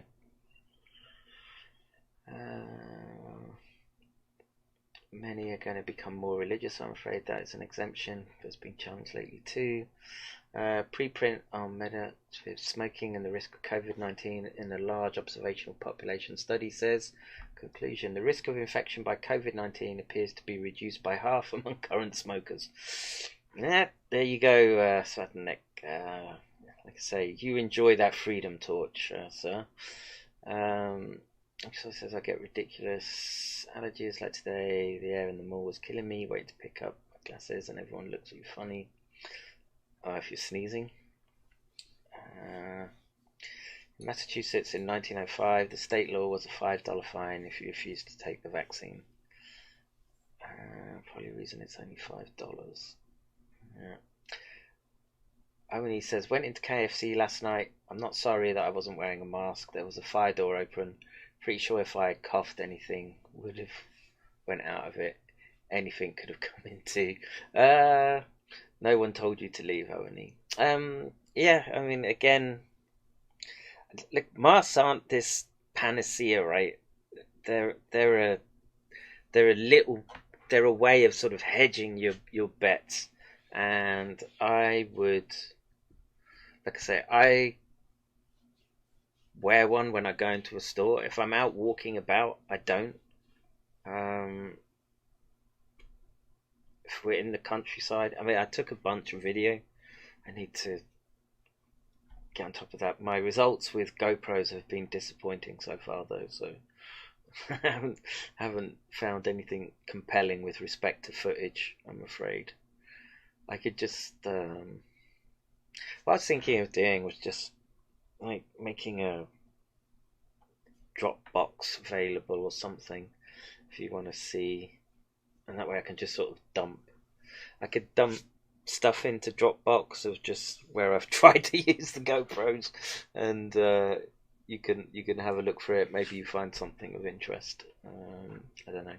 I maybe have to just sort of clip it for anything approximating doxing type data. But anyway, went into KFC. I read that one. I grew up in the South in the 60s and was smoking cigs at age 7. Hey, look, my grandfather started smoking when he was like 9, and he lived till he was 91, I want to say. But he had a stroke relatively early in his, I want to say he was 72. He had quite a serious stroke.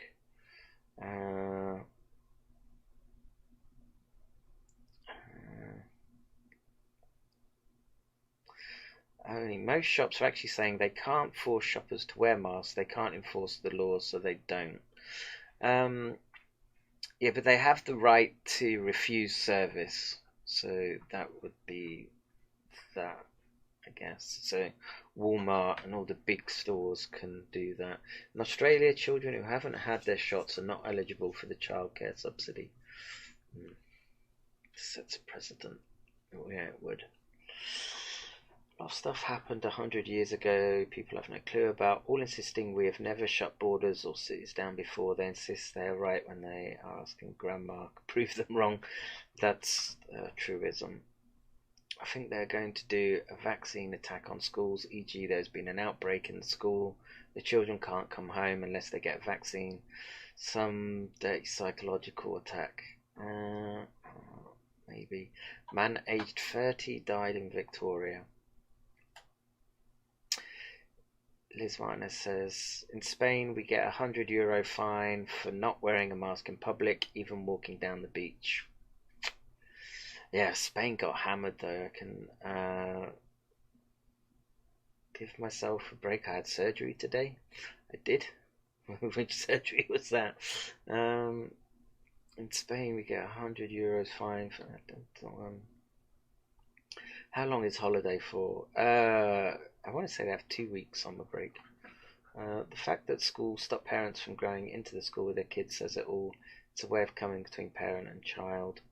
USA doesn't require parental consent to vax in school during national emergency. FEMA already greased that wheel before this started. Dang, man, that's a really low thing to do, data junkie. If I thought my kids got injected without my permission, I would be livid. I would be livid, especially if they had a vaccine reaction. They were doing that right before. It's what the UN Children's Right thing was all about. It's disgusting being fined for not wearing one, being not let into a shop, fair enough, for not wearing one in public in Spain. It's a bloody hot country. I'm English right now. Yeah. But look, it's bloody hot in Japan, and everyone wears masks. So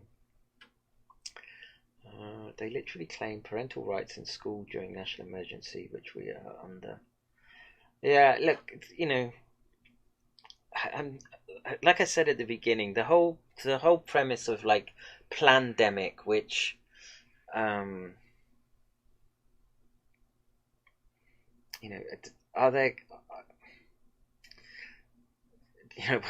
was there a 12 Monkeys moment of the dude sort of saying, can I check your vials, and him allowing them to be deliberately opened and causing I don't know, but something like this being used to institute sweeping social change, I'm sure that's been game theoried on end for decades, and they might just have thought it's time, because like I say, there's the whole issue with just debt, right? The debt doesn't make sense anymore. The numbers don't make sense anymore, and so they need some way to reset that system. So it depends what comes out of it, I guess, is the more disturbing element. And my guess is it's likely to be a less than optimal rate.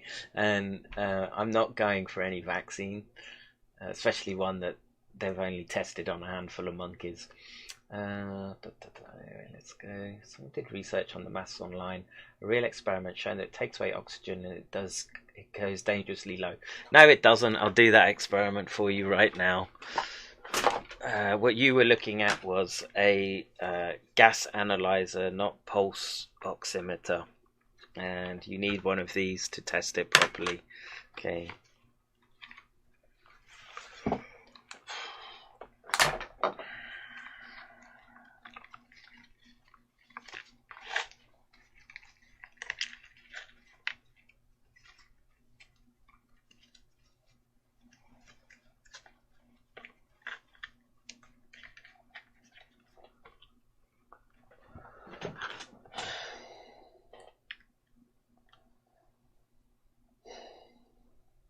So I'll put that on.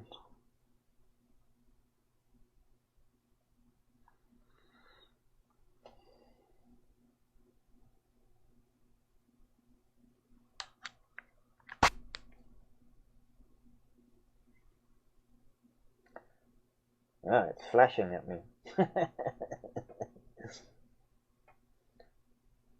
I'm dropping. There it goes back. I think the batteries need changing, but there you go. It's a 96.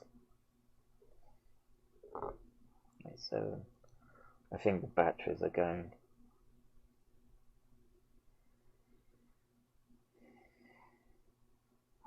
But I'll wear this. I'll do the questions in. I'll keep that on my hand. And, let's see.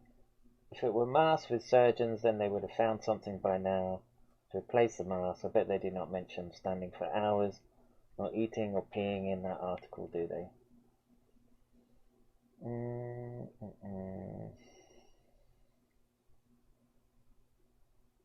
The Bible tells me not to put monkey meat in my body.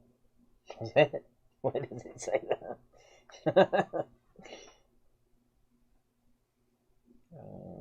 I've read that one.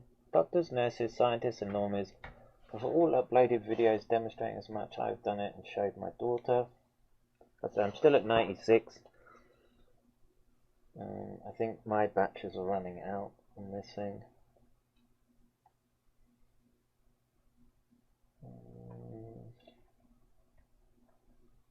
All parental rights are waived by a parent who sends child to school during national emergency. Parents need not even be informed as their opinion no longer matters. Fuck. Well, I'm imagining that you can't hear me very well, but it's at 96. It hasn't changed, and I'm talking, and I'm okay. So don't sweat the mask, right?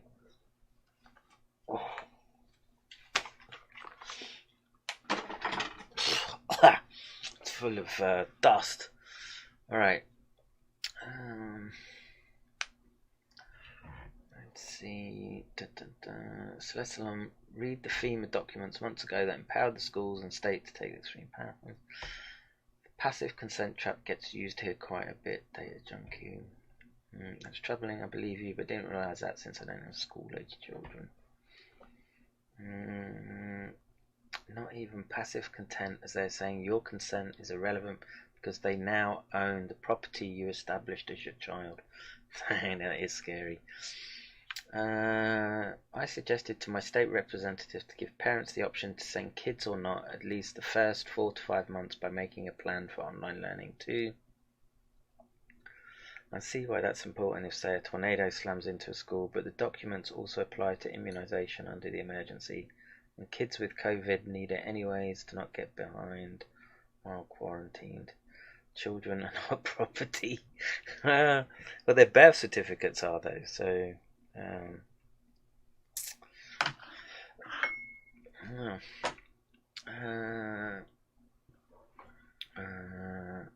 Not only are there reports of nicotine inhibiting COVID, but also THC. Well, THC cures everything, right? that's always the thing. So let's see. Wow, chat's shot ahead. How many people are watching? 56. Okay, quite a few. Let's see. That's not bowling.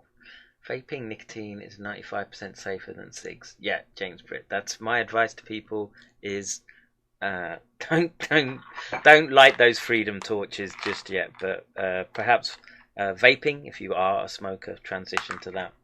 And lozenge, mint lozenge. It's nothing like getting up in the morning and tea and mint nicotine lozenge. It was that was my if when I become fully fledged e-celeb and I have a whole sty of pay piggies, I will treat myself to indulging my nicotine lozenge habit again.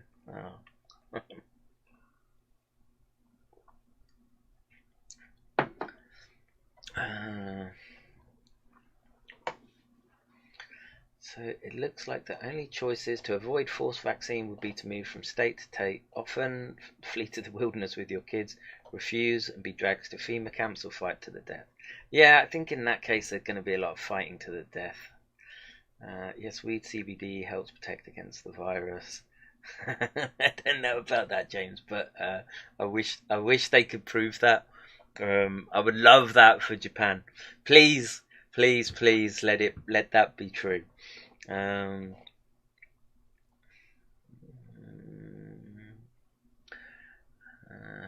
50 years old. Yeah. Maybe after the SARS has finished, you might want to think about quitting that smoking. Well, you know, you've got to. No one gets out alive, right? But I can tell you this: what my father used to. My father was a heavy smoker, but he lived like the diagnosis, if you're diagnosed with COPD, the average you're gonna live is 5 years. That's the mean survivability after diagnosis. My father made it 10 years after diagnosis, but he was really heavy smoker. But he never took medication or anything. Didn't do oxygen. Just toughed it out. But he said to my mother a lot, it's like purgatory, the dealing with the issues of it, and in the end he just went down with a massive heart attack. So CBD seems to be the beneficial aspect of regarding the virus. That's not what I wanted to hear, James, at all. Marijuana terpenes.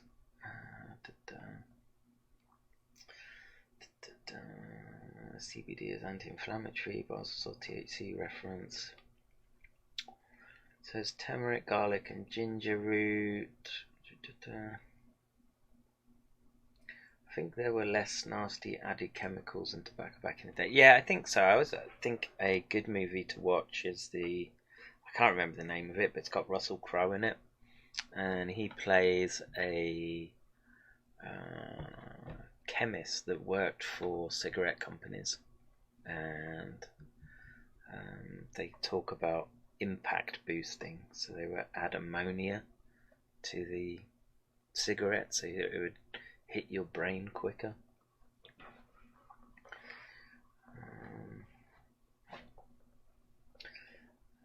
Emmett Julian says, well, the information that CDC bombarded us regarding the so-called vaping illness that occurred in 2019 weren't caused by vaping at all. They blamed it on THC and vitamin E acetate. Lied. Did you patch the hole in the pool? No, I didn't.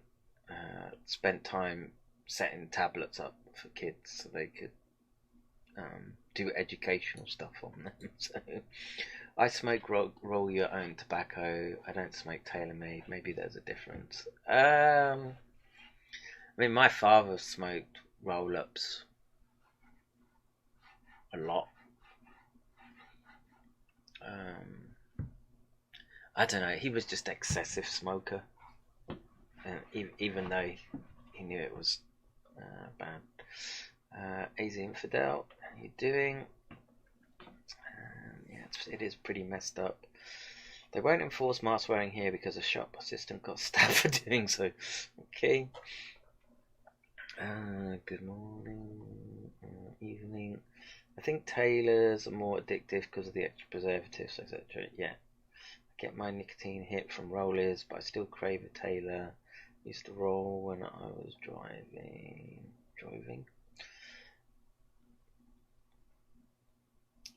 Shirt and shoes in stores do not get service. Protest mask wearing in stores by taking our shirts off. That's one way of doing it. Organic American spirit tobacco, $40 tobacco and water only ingredients. Susan dropping into chat to say hi. Hi, how you doing? Been listening to the great info while taking care of tasks. You're more than welcome. They said it was causing lipoid pneumonia. It wasn't from vaping. The Mayo Clinic and others proved it and debunked everything the CDC reported. There was no E-Valley illness caused by vaping. Marie, no one really objects to dress codes to get into clubs, etc. either. Alan, I haven't seen the video, so you can post the link again. I'll take a look. AZ says he tends to be on the cautious side and consider it a bioweapon. Well, I'm not calling it a bioweapon, but I would say this nicotinergic receptor binding is a big tell, right? Not only the highly adapted receptor binding domain, but the nicotine That super antigenic insert that makes it act like rabies, right? We have more evidence for the rabies hypothesis. The problem with American spirits is they actually produce more tar than sprayed cigs. They do. Our cleavage sites. Very funny. Are we doing the mask test again? Yeah, I did, but the mask was full of dust, so I took it off pretty quick. But it didn't drop my pulse ox with a few minutes of talking. Mask, brand, model, name. It's written in Koken. I can't read it. It's in Japanese.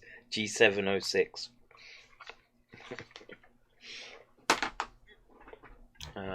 It's in Japanese, dude. Can't help you. Get some of those tire out plastic but adapters. Oh yeah, I know what you mean. Yeah, there was also that the doctor that did it. So doing oxygen sat with layers of mask. Yeah. I think you're reading what you want to in the data, Normie Daniels. What about studies showing that cloth masks not only aren't effective in stopping transmission, but misuse can help you contract the virus?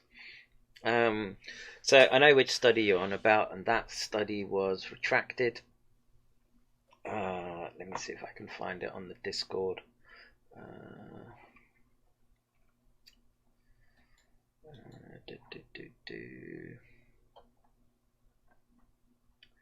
Wait 1 second.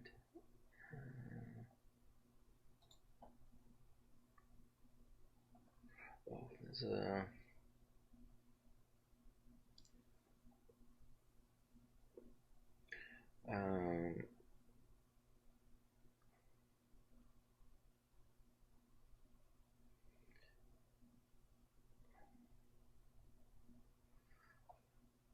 if you join our Discord, Normie, there's a whole section of anti-mask articles,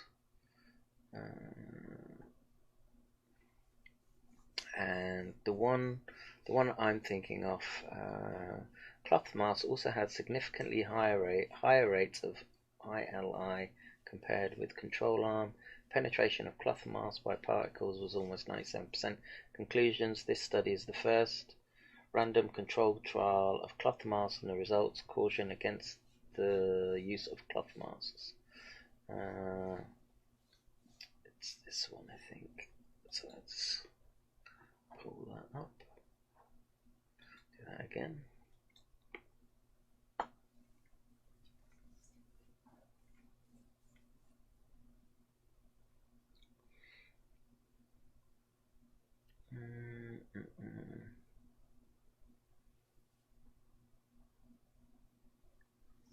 I want to say this got retracted, but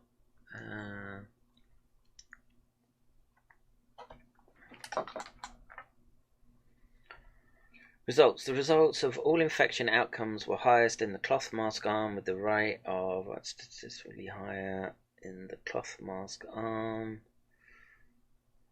Relative risk. Well, it doesn't say that they're useless. It's saying it's not as good as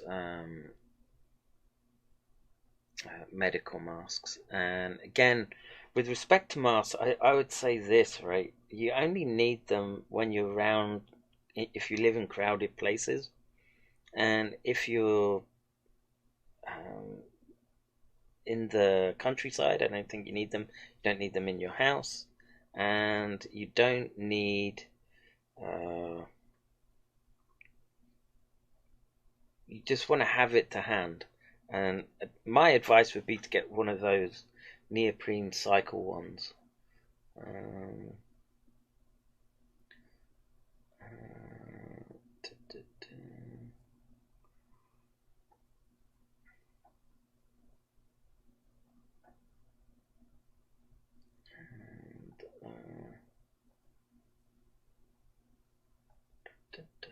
Yeah, I can't.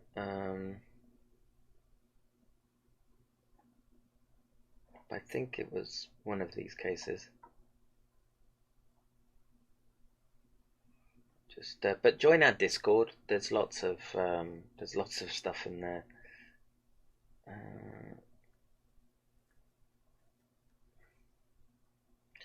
I'm surprised that Ellie Dorado has been going for broke, putting stuff in the anti-mask.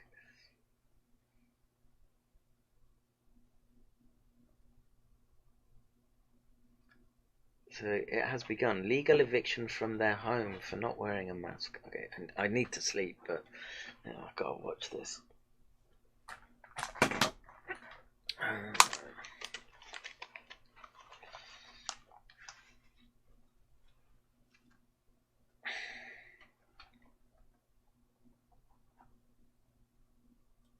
For a minute, they're in Missoula, Montana, and a gentleman, Sam, has issues, asthma, and he was let go from Minnesota because he couldn't do his commercial job because he couldn't wear a mask. Physically, he's incapable of doing it because it suffocates him, and he has reactions to it. And they moved to Montana to try and he got a job there with his wife, and he's encountered some deep issues about being able to wear a mask even outside of their place they're renting from. Even walking out the door, they have been legally served that they cannot walk outside their door in the apartments they live at without wearing a mask. And so it's created a real problem, and they've had to leave there temporarily until they can resolve it. They've hired an attorney, constitutional lawyer, to try and help them. But just to let you know where we're heading, they're going to get everybody wearing a mask no matter what. And in there, they're face detectors. They're going to read the COVID. Everybody's going to be masked up. And if we don't stop it now, if we don't get on our horses and start activating and start expressing and using our rights to decide for ourselves whether or not we're going to put on these masks or not, it's going to become mandatory everywhere. And you're not going to be able to go anywhere. You're not going to be able to go outside of your home because the mask police are going to come after you, as you're going to hear from Sam and Amy coming up very shortly here. And I'll put in the show notes here if you can donate anything. He's lost his job. She may lose her job for speaking out now. And so they're on limited funds, and they're staying with friends, and they're just trying to get by now and deal with a very, very difficult situation where even the apartments they're staying at, they're going to be served if they do not wear a mask just walking outside, and possibly even arrested or evicted from their place. And this is going to happen everywhere. It's not just in Montana. It's not in California. This is going to happen everywhere as the mask police are going to take what they have to. So please, if you can, donate, help them out, whatever you can. $5 would be great, whatever you can do to help them out. But please listen to Sam and Amy's story, and please, folks, get active. Express your rights. The American Disabilities Act and the HIPAA laws don't matter, because it's the policing by the companies, by the people themselves, by the general public, people they work with. That's what's causing the problems. So please, and the fear over the fake virus. So this was part of a larger interview I did with Celeste Salon, which I'm going to play after this. But please listen to their story, spread it around, and then find ways you can get groups to come in and go into places and express and use your rights to go into. It's not a privilege; it's a right to not have to wear a mask just to go in and get food for your family, to get gas or anything else. So listen to their story and please help them wherever you can. So I don't think I have time to listen to that, but let me just get back to the chat.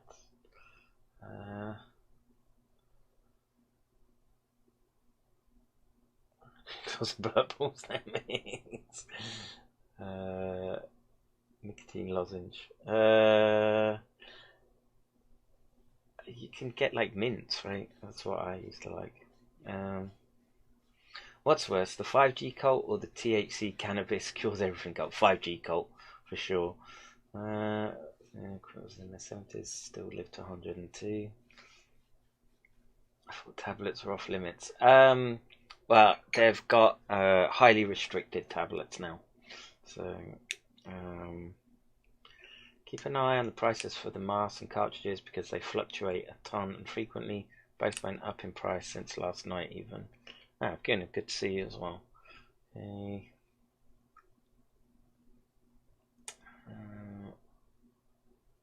Most easy mention the efficacy of mechanical trials. Anywhere north, 5500 series NICE approved half mask respirator.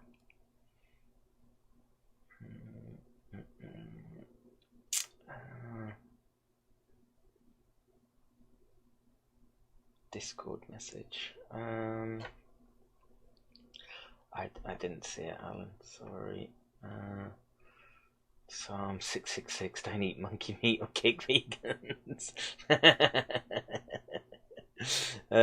So I think that's me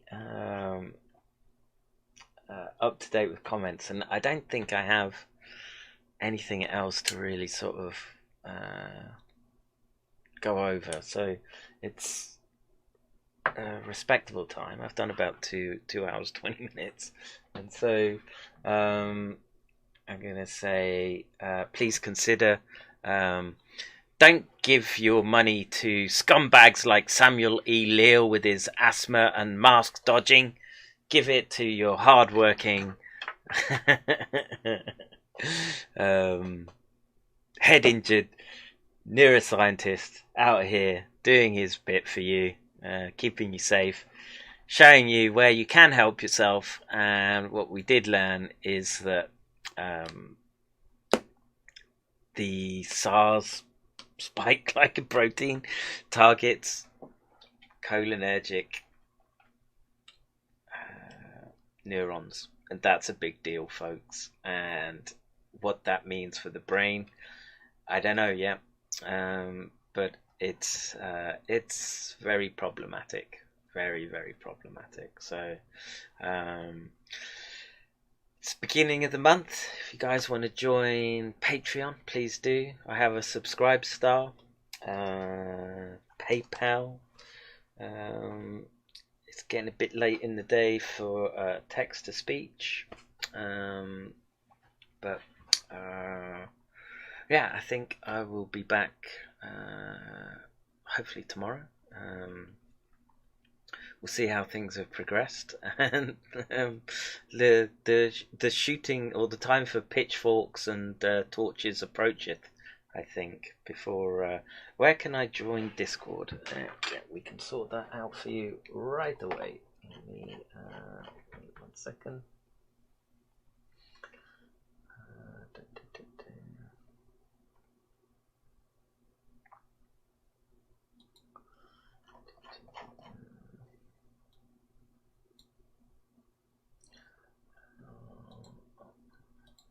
So if you copy this link, NEWMAP, and that will take you to Discord, and you will get put into a quarantine zone, and you type "I agree," and that should get you in. So yeah, I think that's the last thing I can do. So yep, thank you very much, guys. Take care. God bless. Look after yourselves, and light up those freedom torches. It's the patriotic thing to do. So with that, I'm going to say good night, and I'll have an